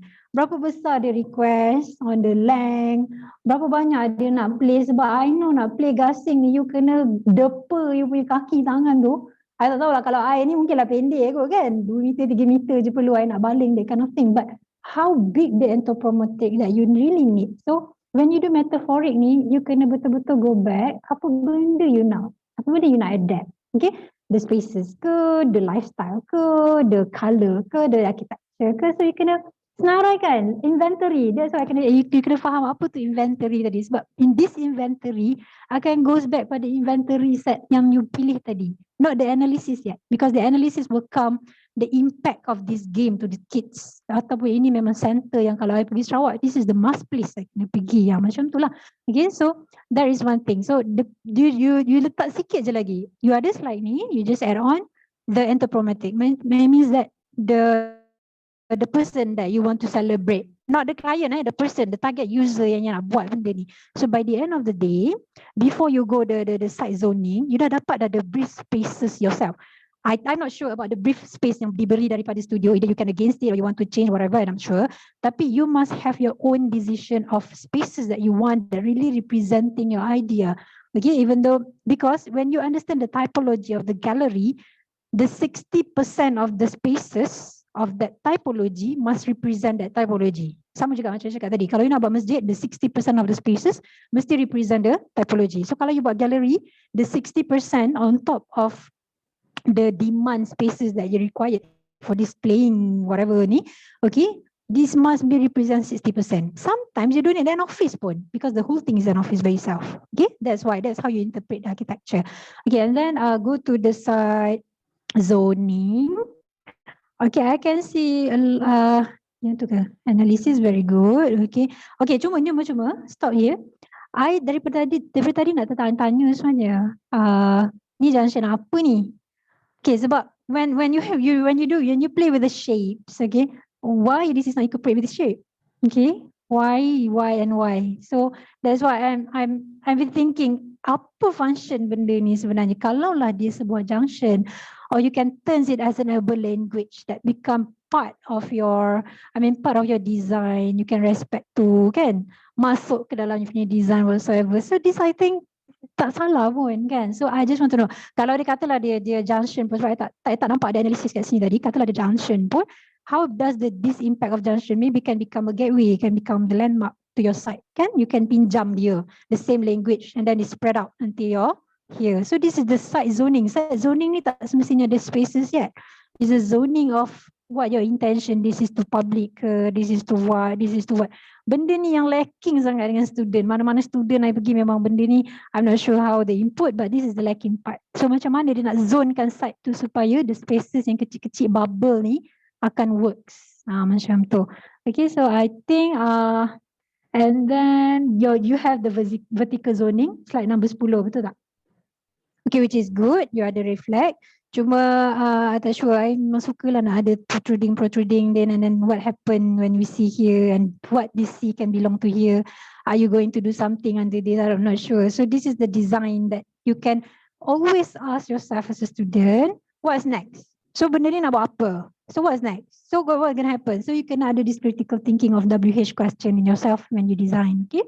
Alright, because this is the time that you need to play with the design lah. Jangan takut-takut. But I'm glad that you sketch the things. Okay. Okay, and then to the last page, Tadi last page. Okay. This one is actually representing your idea. Cumanya sikit je, later on maybe it can become your killer idea tu. Cuma kena tambah sikit in terms of the lifestyle, tak nampak movement of people sangat, and then the context tu surrounding and the water element that you bring in tu tak berapa jelas, but I love the sketches. Okay, alright, thank you for me. Thank you. Okay, my turn. Hi Namira. Okay, dengar Dengar ke? Dengar, okay. Macam biasalah, I think Roshina dah touch a lot. And I think most of whatever we touch on the comments, repeating je, actually repeated. Yang lain pun boleh dengar dan cuba ambil. Not only for dedicated student. Okay, in your case, you approach same school of thought macam Zulhilmi tadi. You ambil metaphor. Okay, I nak remind all the students, metaphor ni something yang dangerous tau. Tadi saya sebut pasal school of thought kan. Metaphor ni something dangerous. You salah translate, fail. You pandai translate, you score. It's always like that. It's based on my experience lah. So Ramira, I can see your intention because you start with you punya nakli, you relate dengan you punya Bipangka kan, gasing Sarawak. Thanks, I pun baru first time dengar pasal Bipangka ni. So it's a new knowledge for me. And then you try to relate with reminiscence, you punya kenangan. Well, conceptually it look good, but again, because you dah choose this direction. In your case, Amira, you dah pilih you punya orang kata your main team, you Bipangka as you punya the whole concept of ideas. Then the rest of your studies side is supporting you. That's how I see lah. So since you are selecting this, you are choosing this approach, you because I as outsiders, as nak tengok you punya proposal ni, I'm going to see your idea. I nak tengok simple je. How I see your kenangan tadi, Indonesian tadi, okay, relate to Bipangka, and end of the day, oh, this is your architecture. Itu je nak tengok. You see, you can tackle that, you success. Okay, to be frank, I tak nampak tu. Especially on your end product. Okay, now let's try a little bit detail. For example, you talk about Bipangka. When you talk about metaphor of Bipangka, gasing lah, gasing. Okay, metaphor ni, easy way is you ambil form, which is I personally not really go into lah. Kalau I metaphor ni, I prefer lebih macam tadi Zulmi dia ambil wave. That kind of metaphor can okay lah, for me okay. You ambil form, you try relate to vernacular architecture lah, the local architecture of Sarawak. Well, to me, that level is surface level. Why don't you take that spinning of the gasing tu? Kan? You relate with children. Dia gasing ni, dia sebenarnya you boleh study lagi pasal gasing ni. I rasa kalau I tengok roughly kat Google tadi, Bipangka ni dia relate dengan aktiviti orang Sarawak, the local Sarawak. Dia macam Semenanjung juga. Dia orang Semenanjung ni ataupun generally Malaysia, sukan tradisi ni dia akan relate dengan biasanya mengisi masa lapang. Contohnya dekat Pantai Timur, East Coast. Bila monsoon dia ada aktiviti main wow, kalau nak isi masa lapang tu. Kalau dia main aktiviti dia nelayan, tangkap ikan. Sama juga dengan Sarawak ni. I think this one related to paddy. Paddy field, dia punya aktiviti tu, dia ada break time tu dia main gasing. That kind of study you kena keluarkan. You need to show to us. Okay? Then start to study on the who play with the gasing, the Bipangka children, then relate with then barulah you pergi go to the gasing itself. Apa you ambil? Takkan you just say, oh, the form. Kalau I cakap macam ni boleh tak? Your form ni sama je macam bentuk another kind of form lain yang ada kat luar tu. As your metaphor to translate your building, I tak nampak. I cannot see the relation. Nampak tak? Okay, for example, tengok kat uniform plan. Sebelum pergi yang lain, tengok yang ni. Okay. Okay, fine. You talking about tadi, you talking about gasing punya metaphor dari segi orang baling dia punya tali ya, dia tali tu dia gasing. Tapi literally speaking, I nampak you just putting the round shape, the circle shape of the ni je. I tak nampak yang apa I highlight tadi. Why don't you cerita pasal for example macam the movement of gasing.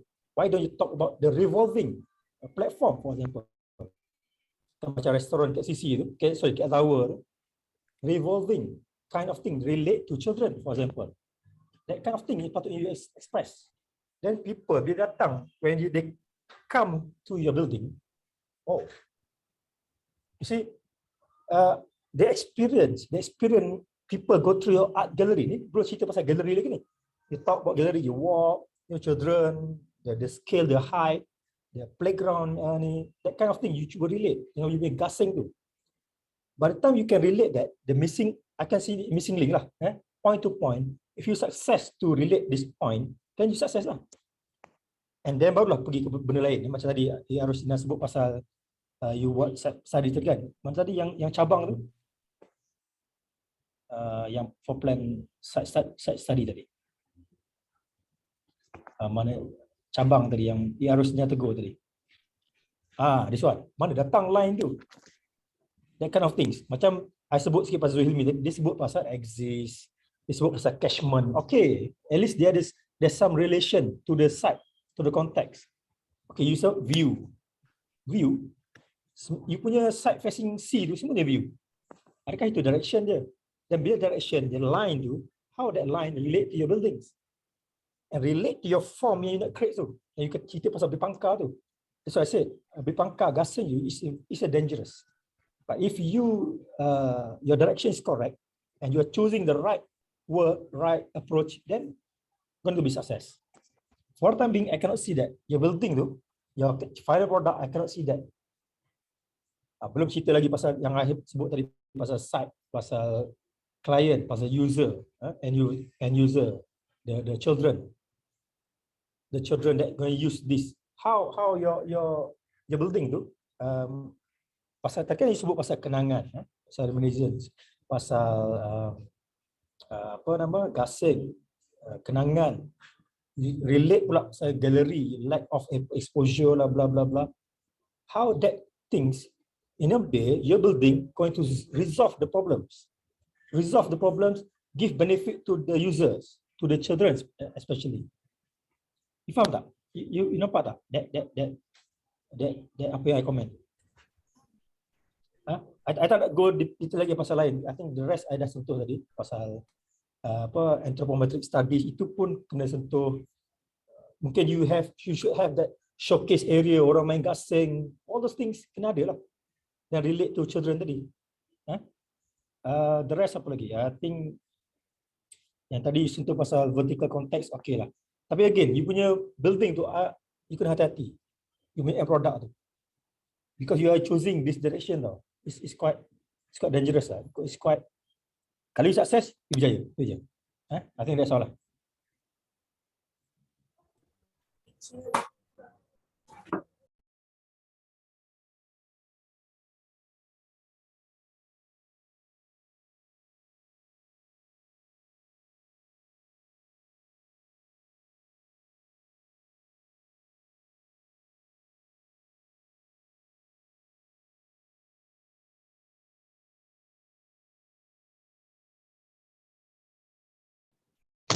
Who's next? Balkis?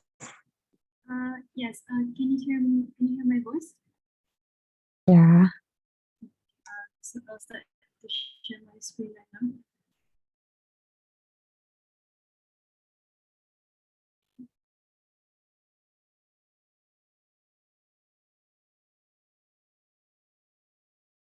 Can you see my screen?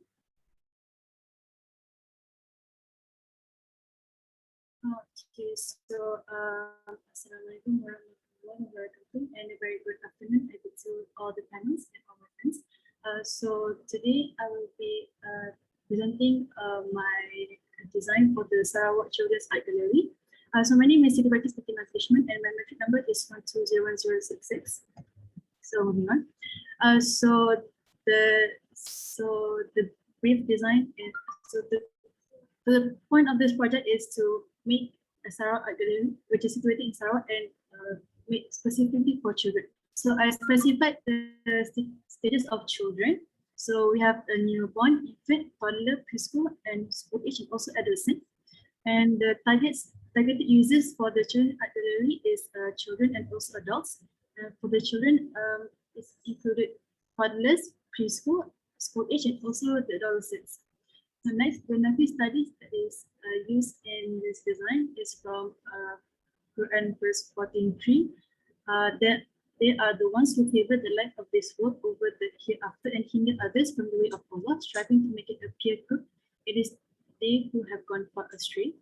70:17. Imagine how many peoples we have destroyed after Noah, and sufficient is your Lord as all aware and all seeing of the sins of his servants. And 18:3, in which they will remain forever. 49:30. For humanity, indeed, we created you from a male and a female and made you into people and tribes so that you may get to know one another. Surely the most noble of you in the sight of Allah is the most righteous among you. Allah is surely all-knowing and all-aware. And the last one is from 33. And he is the one who spread out the earth and placed firm mountains and rivers upon it and created fruits of every kind in pairs. He covers the day with night. Surely in this are signs for those who reflect. So next, the issues that I found for this design is one, to improve children's social interaction skills. So the objective is so that children can have better relationship between people and improve their social interaction skills with each other.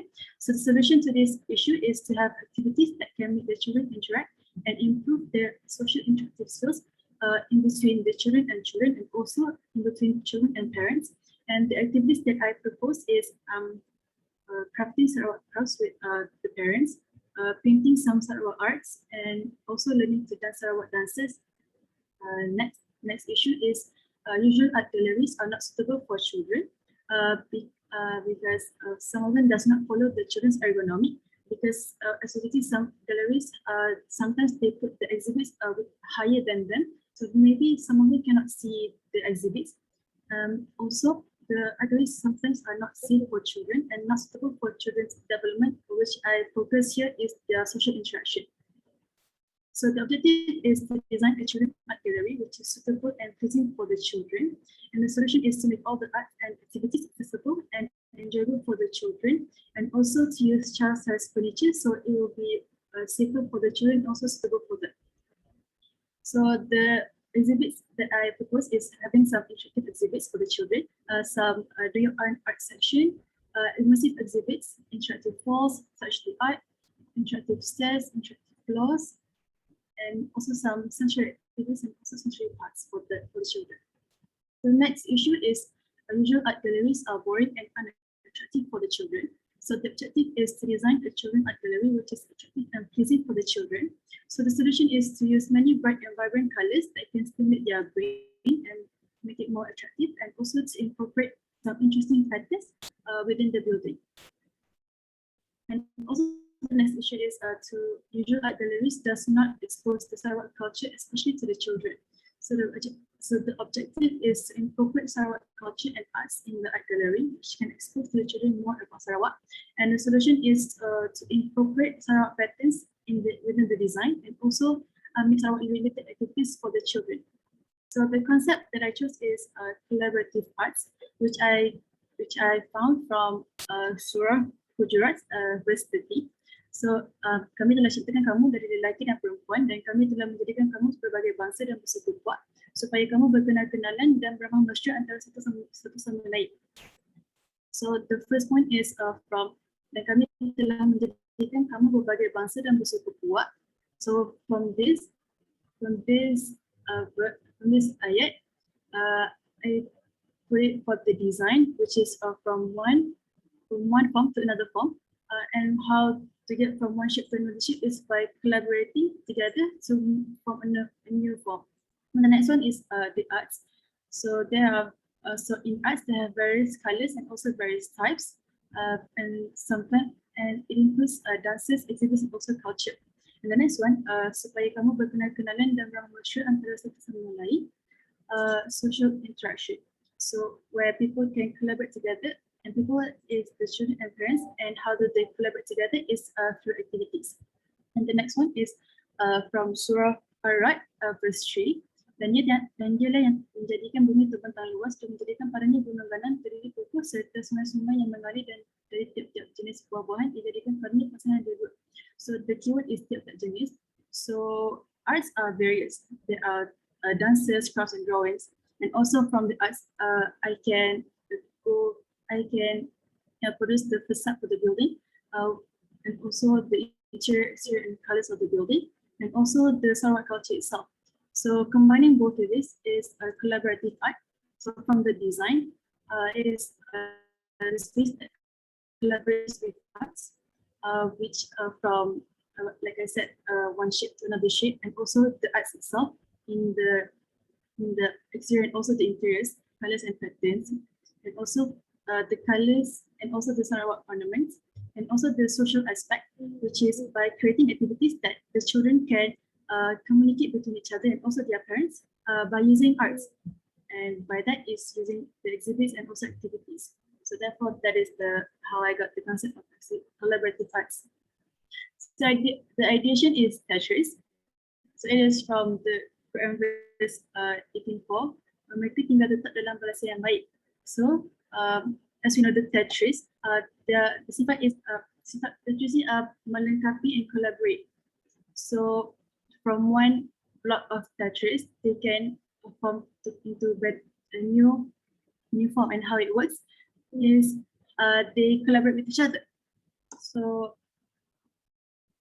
therefore, that is how I chose the Tetris, and also the Tetris characteristic. They have colors, which includes cayenne, yellow, purple, green, blue, and red, and orange. And also the 7 shapes of Tetris is the L shape, the T shape, the inverted L, the I, and the square, and the Z, and the S. So the design strategy is to secure the perimeter of the gallery so that it will be safer for the children. Design the gallery based on the site context. And then the circulation starts from the right and ends to the left, and collaborating many patterns and colors are attractive to the children. So the site analysis and site synthesis. So for the circulation, there's no direct pedestrian walkways from the Dharma Centre and also the parking. Therefore, I'm going to propose a pathway from the Dharma Centre and also parking. And then the sun, I'm going to have less openings from east and west, so to prevent direct sunlight.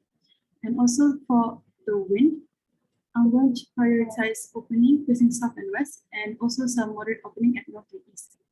So this is the site plan. Okay, so this is a new parking that I propose, and also a new 2 new roads.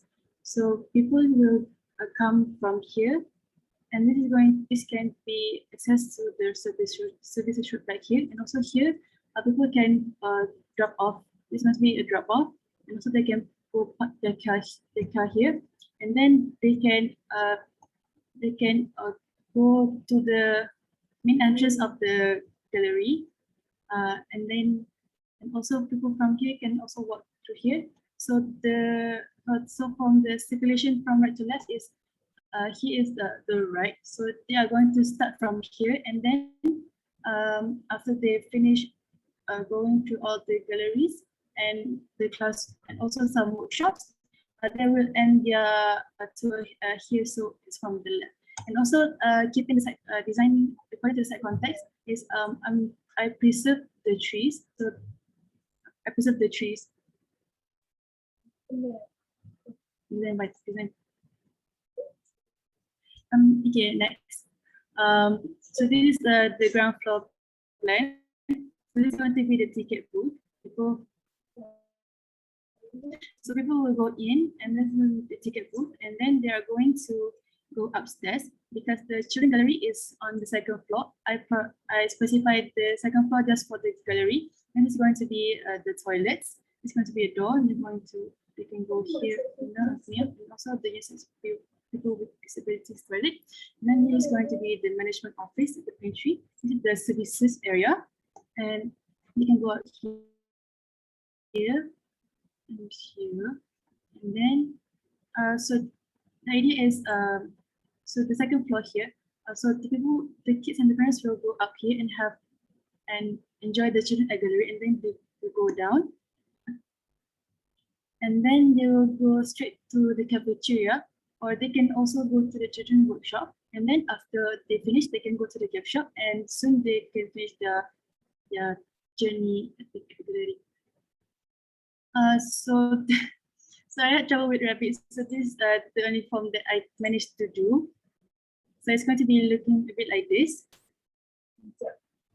This is the final elevation, rear elevation, right elevation and left elevation. And then this is one where I colored one of the elevations. So you can see I use a lot of vibrant colors, and also I use some stained glass, some colored stained glass. And then there is some sketches that I thought of putting to the building. So this is the main entrance in the first main entrance of the gallery. And then there is some sketches that I thought of putting it for the facades. And then maybe a little landscape around it. This is the section, one section. Also for the roof, I thought of exterior of the building will appear just a cube, but when you go from the top view, it is going to be like slanting, which will be very helpful since in tropical climate we can't use flat roof. So by doing this, it will be better, and maybe we will connect with the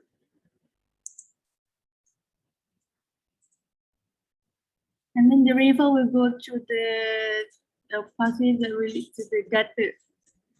And this is the some mock-up model I did to see the form.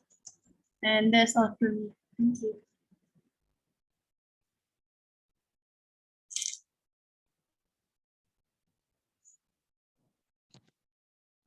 Is it me or kita Fakri? Saya tak ingat. You start dulu boleh tak? Boleh. Okay, alright. Okay, siapa tadi present? Balkis kan? Okay, thank you. Can you go back to your slide tadi? Yes. Okay, I think it's a good presentation, quite clear. I pun suka tengok kalau yang putih-putih ni kan, is for me lah, dah tua kan, so I nampak macam nice, the white and the things that you want to show is very, vibrant. So I think kalau in terms of presentation, the students should learn more towards the the eye catchment presentation, especially online kan. So tak apa, is good. Okay, then can you go back to, I think the first slide you are representing is actually the issue of the demographic kan, this one. Slide number two. Okay, so this one is the introduction. So okay, cuma I nak suggest sikit, can you put a picture of Sarawak? Okay, sebab this is Mak Saleh. So because you know why, this is the perception. Okay, this is the perception that the student need to understand. Kalau you present from the first slide until the end, you have to have one element that really giving the perception and understanding, carry it sampai habis. Maknanya you nak jual the idea to the client or whoever, the things that you really, kalau Sarawak really relate. Kadang-kadang satu jenis Kerawang pun dah nampak represent the whole idea, the perception will change. Okay, so now bila you start from this, kita dah ada another vision, which is adakah dia nak buat tourist punya gallery, adakah dia nak buat apa kan, something like that. Sometimes the small things will get the perception differently. Okay, so tak nak, that's why I cakap you have to go back sangat, you punya brief, you punya understand, you punya intention. Okay, and then The second thing is actually from you. Okay, I understand. And then the next slide is about the demographic that you are selecting. Cumanya mungkin tak berapa jelas in terms of the lifestyle, the needs, the spaces that they require. Apa yang dia betul-betul nak kalau you buat bangunan kat sini? Have you asked them? Macam tu. Sebab sometimes benda-benda macam ni boleh tanya kat Facebook je. Dia punya community dalam Facebook kan yang boleh tanya. You can, everything is on the fingertips. You can just click and just ask. Okay, maybe you can do some, study. Walaupun kita jauh, tapi kita boleh dekat sebenarnya. You can really understand the kind of people who are they. You can just roughly find your question to the rest of the people in this world. Okay, and then you are the ages that you target, the toddler. Tapi for me, it's quite ramai. Okay, so when it comes to this kind of thing, I nampak macam the conclusion of it is actually the education part, which is sebenarnya your art gallery ni can be towards the approach of either the two-way educational, which is you go towards more the nature approach or towards the VR. Sebab tadi I nampak the virtual reality punya thingy. So you have to really back in your mind, you might be choose these two, either the nature education or virtual reality education. So which one is okay? Either you want to add together also okay. So these two things actually will relate back to whatever spaces that you wanted. So the spaces required for the nature education, for the virtual reality education on your, inside your art gallery. So your art gallery now kena ada satu focus statement, which is something like the gallery as the education center ke, the gallery as the tourist center by itself ke. Sebab tadi I nampak gambar orang putih, so I thought it's the tourist ni. And then the gallery is there for what? So the vision of the gallery is helped by some of the spaces yang lain-lain. Means that some of the vision yang lain-lain. So so kalau you kata school, the art gallery is the new virtual reality school. So ada sedikit fokus macam siapa tadi Amira buat tadi kan, dia ada fokus sedikit on in terms of the punya education, very relate to the traditional punya way of understanding. And then after that again the typology tu I tak berapa nampak. That's why the spaces yang you select tu pun tak berapa jelas in terms of the typology. Okay. On the sorry kacau Gina. Hi. Dah ada student yang keberapa dah ni? Second last. Second last. Okay. Boleh sambung ke Nash? Boleh. Okay. And then when you go to the Nakli again tadi, okay, Nakli tadi, sebenarnya when you choose that, boleh tak pergi kepada that slide sekejap? I think ada some because bias sikit kalau Nakli ni you kena relate sikit betul-betul. Bukan yang ni, yang the one that you write. That's one. Okay, the ideation, the concept. Okay, so this is the concept that you're talking. I think this is my opinion. When you just freely take the Nakli and then become your design element, not the strategy, the element. Okay, you ambil dan kami telah menjadikan kamu berbagai bangsa bersuku-suku. Puak ni sebenarnya kalau you represent it as a shape, there are another Nakli which is there are another ayat tu Quran yang really represent shape. Okay, yang Allah jadikan manusia dalam pelbagai bentuk. Mungkin yang itu you boleh ambil. But if you're taking about the suku Puak, it's actually more towards the culture. Okay, so more to the culture. This is from my interpretation from whatever you are saying. Okay, this is my understanding. So if you really want to talk about shape of people whatsoever, that the metaphoric behind that, then this Nakli punya understanding should be changed. Okay, sebab tak nampak dia punya kejelasan. But at the Brahma Mesra in terms of the interaction and gathering, yes. Okay, I think that is gel. So I think sikit je lah to twist in terms of on the culture dengan the shape tadi. Mungkin you have another shape because I think ada surah yang indeed the human are created in the best form, something like that. So because manusia ni the best creatures from God kan. Sebab tu shape tu daripada manusia tu dah terbaik. Hidung dia, mata dia, bangunan. So that is more representing lah. Okay, so kalau you want to take a shape. So and then again, when you go to the side design planning, okay, the element, this is the element, not the strategy. The strategy, not the element. Yang you ambil tadi, you kata design strategy on 16 is actually the element. So the strategy is to put the element on the side, or to put the element gel together with your ideation. So all this kind of thing plus become the strategy. Okay, the element is elements, so different things. So you are talking now is actually the element, not the strategy yet. Okay, and then one thing that you Nazar kita students, you have to remember, Student ni selalunya kalau dia ambil daripada parking, daripada jalan, they are not really architect tau, they are planner. Kalau you are really an architect, you really learn what is the people punya demographic study, the context yang bukan jalan, yang you boleh celebrate, that can give value to people, that value yang people yang pakai bangunannya pun can give value back to the building, either or. Okay, because 3 benda tadi kan, site, building and architecture kan. Nah, I mean the site. Okay, and then what else? In terms of the site planning, okay, I'm not sure why the shape. I'm not disregard the shape that you are talking on the box. Okay, it's okay because dia boleh ada box inside the green whatsoever. But how you celebrate the box nampak macam bukan 4-dimensional. Sebab tadi kalau in case kalau you can relate back to the education of the nature and the virtual reality, you can gel together this idea in nature, but the box is inside the nature. How you want to celebrate this thing? So nampak sangat box you naik dekat Revit tu, of course Revit ni kan keras kan. Nampak macam terlalu ketat design tu. So kena gel sikit dengan site context. Okay, I think that's all from me.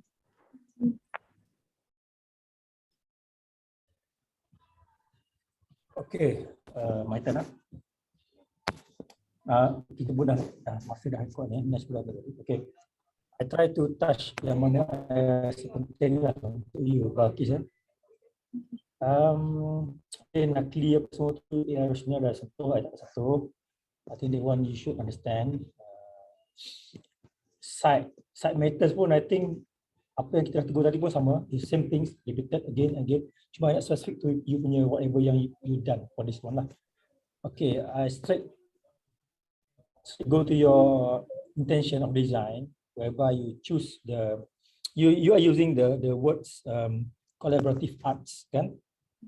You're talking about you not create gallery, you create art itself as your punya focus. Kalau tadi Nora Mira disebut pasal gasing, I nampak what I see is you are using that art itself as you punya focus. Hello, sorry. Sekejap.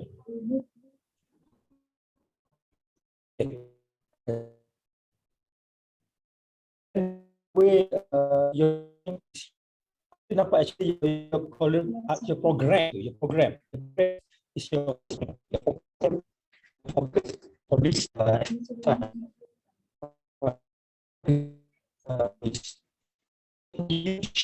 you approach based on this program. Your studies must go parallel with your focus. That's what I mean. Okay, you sentuh pasal touch a little bit on the children, yang tadi ada sentuh kan pasal toddler, all those things fine, okay. But when you start to use the word collaborative arts, you start to work, you pilih the Tetris. Tetris ni it's a game. Game ni apa you boleh derive daripada game tu? It's a form itself, kan? Which is you try to translate on your buildings. Again, I tak nampak that relation to relate with your users, children. I tak nampak tu. The playfulness tu I tak nampak. Not enough. What I see is you just putting the form of box. You're trying very hard to create the cube. Sedangkan you see macam yang Ruslia sebut tadi. When you to all parking, jalan ni benda-benda kacau tau dalam design. Benda-benda yang distract you punya idea. That's why it's important when you design, sketch a lot, sketch. Macam tadi Zulhindi show how with his sketch they represent dia punya core feature of the design. Later on barulah parking masuk. See, parking jalan masuk because core dulu. Okay, macam you punya, when you translate to your sub plan, sebesar-besar alam you punya parking kat kanan tu. You punya sub plan tu dah dominate. Dah overpowering you punya the whole buildings. You punya Tetris tu nampak kecil, very small. Nampak tak? Dia ambil apa yang nak tunjuk sebenarnya. Kalau I dapat, mungkin you boleh sentuh pasal, let's say, parametric architecture for example. Kan? Bijak angel ada sentuh pasal tu. You can study of that. Kan? Because apa you buat ni macam Tetris, a pixel kind of approach. Because you dah pilih that direction, that style and appearance of your architecture. If that the case, relate back with your program, relate back with your user, relate back with your site. Because you choose this direction. You faham tak? Okay, see, ada three frameworks: site, client or user, and then you have architecture. You pilih architecture terus. Fine, you sentuh at the beginning, blah blah, children blah. Tapi you dah pilih architecture you. Sama macam Nomira tadi, dia pilih architecture dia, dah same. Pak dia ada study dia kan. That Tetris yang you buat ni should reflect back apa yang tadi tu. Contoh, for example, the way you arrange your Tetris, based on what? Based on your site, for example. Based on the catchment of the people, for example. Based on the flow of people, for example. Then the way, why you buat dia, you can talk about intersection of form, for example. You can talk about the scattered arrangement. That's why I saw parametric tadi. That bijak angel, dia buat cube kan, the cubical kind of form. You will refer. So I think most of students, the problem is bila nak translate you punya idea based on your studies. Remember, your studies site ke client ke user ke architecture itu is meant for you to enhance or to help you to get your final product. Bukannya you sketch to please your lecturer, you please your assessor. No, it's for you as a guidance for you to design. So in the end of the day, that studies reflect back into your design. That's the idea. You faham tak? That's why you program, you punya, for example, you buat diagrammatic studies, public area, private area, that's things based on study tadi lah. Your arrangement tu. Macam ni tak nampak ni, I cannot see the context, the contextual when you try to relate apa you dah buat tadi tu. You cerita pasal children. Where's the children? Where is the children in your design? The design ni I nampak is meant for adolescent, for adult. You lucky tau, because your topic now, your team is lecturer dah bagi dah. Sarawak, Sarawak is the site. Children is your client or your user. Gallery is your architecture. Again, simple. Back to basic. But I appreciate your idea when you talk about Tetris, you talk about collaboration arts. When you say collaboration arts, it should reflect on your arrangement of your space. You collaborate, your integration of space, for example. Your integration of flow, people flow, gallery kan. Gallery ni ada flow dia tau. Itu belum cerita lagi ni. Until now, seorang pun belum cerita lagi pasal the flow of gallery. How from space to space. Low to high ceiling, for example.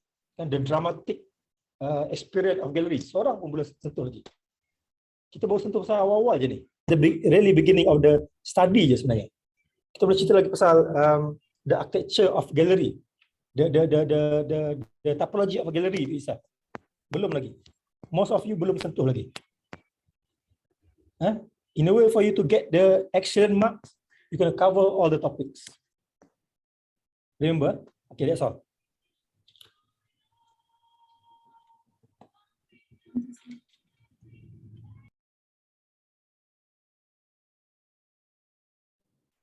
Okay, last presentation. Diba. Okay. Yang nampak ke slide? Okay. So my name is Adiba Amani binti Imam Lukman and my normal metric is 1201071. So from the issues is most of the art gallery are not child friendly, and design of the most gallery or museum didn't attract children's eyes, and children are not aware about the importance of the greenery in Sarawak. So this is my case studies from Surah Ibrahim ayat 14, which is and verily we shall cause you to abate in the land and set them. This is such as fear the time when they shall stand before my tribunal, such as fear and the punishment denounced. And tribunally means keadilan. So from this, I just take it from like keadilan tu, and kita tahu keadilan ni macam sama rata, so same, and then kita masuk kepada like the form symmetry, and then I choose balance as my concept. So my concept is balancing, which is provides stability and structure to a design by placing the elements in such a way that visual weight in terms of objects, colors, textures, and space. For my design, I was thinking about balancing the space of the void, the concrete building, and the soft greenery. So this is my nakis studies from Surah Ar-Ra'd ayat 3. There's like keyword from there yang bermaksud gunung ganang, sungai yang mengalir, pasangan. So from here, I was thinking about doing symmetry by the word pasangan. Maksudnya dua benda tu symmetry. Maksudnya benda tu ada macam dalam ni, macam ada form dua macam ni. And sungai-sungai yang mengalir tu, I was thinking about putting some water element. And gunung ganang pun sama juga. I was thinking about putting a green facade. And from Surah Ar-Ra'd ayat 16, by the keyword of bayang-bayang and pagi and petang. Pagi and petang itu pun macam keadilan, which means that daripada pagi dengan petang tu dia sama waktu dia. And from the bayang-bayang, I was thinking about preserve the existing tree and add more white canopy trees. Surah Ibrahim ayat 14, and this is from I get from the concept. And Surah Al-Imran 14, the keyword is emas dan perak, binatang dan kembali yang sebaik-baiknya. From here, I was thinking about using bronze aluminium facade and add some natural element like small garden, pond, and yes. And so for Surah Al-Imran ayat 15, there is a keyword mengalir di bawahnya sungai-sungai. From here, I was thinking about using making a bridge from one space to another space. And from Surah Al-Hijj ayat 16, it says the keyword is di langit bintang-bintang. So from here, I get in the ideas of skylight. And Surah An-Nahlu ayat 16 juga, the keyword is tanda-tanda panduan jalan, which is bintang-bintang. So this is like circulation of the building. I was thinking like macam masuk je and boleh keluar terus, so that dia tak akan ganggu, dia macam budak-budak tak keliru. So I think so this is my site synthesis. This is the circulation analysis. From the proposed site, there is no existing pedestrian walkway to the proposed site, no direct access to the services area, and the proposed site is far from the city and have a dark environment.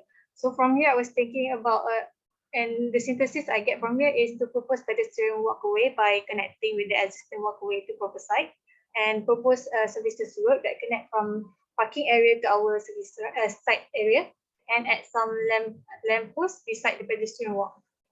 So from the view analysis, there is like two view from the site and two view to the site. The view to the site is from Kenyalang sculpture and Satubu Mountain, and from the existing pedestrian walkway connecting to the Dharma Centre. And from the site, we can see the protected forest and also the existing parking area. This is my sun path analysis from 6:36 a.m. till 8 a.m. There is sunrise time where it was exposed by the sunlight but low temperature. And from the 11 a.m. to 4 p.m. the site will be fully exposed, and then sunlight will be harsh. And from 5 p.m. to 6:38 p.m. there is sunset time. It will be partially shaded by the trees at the site. So the east and the west side of this site in the site is the longest. All right. Take a deep breath while waiting for the others to join. Alright, alright, alright. Kita belum habis ni. Habis lagi. Sikit lagi. Kena Nash, resubmit sikit lagi Okay. Nash, tak habis. Lagi Sabar. sikit. Okay, okay, okay, Siapa dah faham. terpanik. Tak Faham, faham. faham, faham. I tak habis lagi because Ikhwan Okay. punya, yang Ikhwan Okay, punya don't tu. worry. Don't worry, Puan Rizan. Don't worry. I have the plan for that. Don't worry, don't worry. Aisyah dah faham dah. Aisyah dah faham dah my method. Okay, because why it's already 1 PM. If not, later I don't know. If, according to my experience, it can go to up to 3 PM, 4 PM. I don't want to take your time much longer. Betul. Because why? They are another room already finished. That's why I fit it to them to wait. Okay, just finish it at this here because the plan is, okay, I do believe there are still room still not finished. Okay, the option is like this. Either after this, the room still open. After this session, you can join back that room. Okay, and then, or the second option, you just finish it and then let the lecturer continue. Okay. Okay, so whatever it is, so this is the main session. This is the main session, and then this is the wrap-up session. I do believe in a respective room, the panels commented a lot, and I do believe the comment also have dito, copy paste. Majority, because me, Madam Shala, and my team went through all the room. We jump from the other room to another room. Basically, that is also the comment that we commented before. Believe me, Madam Shala is here, Madam Monorisma is here, and also Madam Hayati is here. Most of the comment is all there already, but luckily, fortunately, today, the comment came out from others people more other than their lecturers. Okay. Thank you very much. Thank you very much. Okay, guys, can you give a big round of applause to all the panelists here? Yeah. All right. Okay. Okay. Okay, thank you very much to Architect Azman Ismail. Mana ada tak? Dah ada ke Azman? Ada? Oh, ada ke, Man? Oh, Tok Man. Mana? Tak ada. Dah keluar terus dah. No, bateri dia nak habis. Ni handphone dia nak habis bateri tadi. Itulah tu. Itu cerita. Bateri nak habis. Okay. Ada tu. Okay. Ada dia. Okay, thank you also to Architect Rusdina Ismail. Mana? Thank you. Alhamdulillah. Thank you for the Thank opportunity. you also Architect Muhammad Fakri Rahman, my friend, my best friend. Or aka Architect Checker. Mana, Man? Ada. Ada Fakri Checker. Alhamdulillah. Thank you also to Architect Adam. Mana? My brother Babyface. Mana Adam? Ada ke Adam? Pusing cari mana nama Adam ni.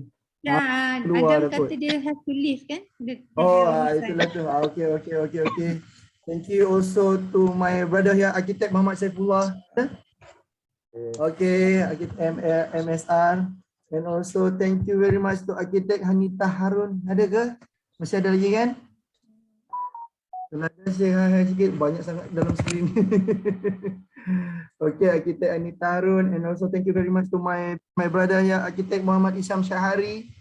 Isham, ada Isham? Ada. Okay. Tak nampak ayam goreng dah. Ayam goreng. Tahu. Kalau tak barang ni lagi. Okay, thank you also to my beautiful sister, Architect Mumtazah Mustajab. Yeah. Ada ke? Ada. Puan Mom. Okay. Thank you also to the Queen of Mr. Architect Muhammad Saifullah, Madam Norizan Abdul Rahim. Ada? Okay, thank you Puan Norizan. Tak puas hati nak kena sikit je. Nak kena ambil gambar ni. Okay, betul. Okay, thank you also to my brother Architect Suhail Azlan. Ada lagi? Suhail? Nampak? Dah tak ada. Tak ada dah. Okay, tak apa. Thank you very much also to my friend here, Architect Nur Azlinda Osman, aka Linda Alma. Ada ke? Okay. Linda is there. And then last but not least, please give a big round of applause to friend Architect Nur Halinda Halimi. We call it Linda JKR. Okay, thank you. There's two Lindas here. Okay, so basically I don't want to give to the all panels here to give some wrap up or to give some comment or whatsoever, because I do believe the panel set, apa orang kata berbuih mulut dah bercakap benda sama, dito repeating comments, okay, general comment. I hope the student all take note it clearly, take that input from the panel here. It's not easy for me to collect, to assemble all the panels here. They have their precious time with the firm, with the business, but still willingly to spend their time to create your comment, to crack their head, to look at your plan, but don't worry, students. Take a deep breath. That is a process. Okay. Of course, some of the comment is maybe sakitnya tu di sini, but take it openly. Open your mind, open your heart, because that is a process. Because after this, you have another 3 more weeks to collect all the comments from the panel, to collect all the comments from the lecturers, to present in your final presentation. Okay, for this session, I just want to take a short if there are questions from the students, take precious moment, guys, to ask the panel here. You may throw out your question generally or specifically to the panel to answer. Please. Anybody? Heba, maybe Heba. Heba always come with a brilliant question, kan? Heba, are you here still? You Heba? Yes, I'm here. Okay, do you have any question to the panel here, Heba?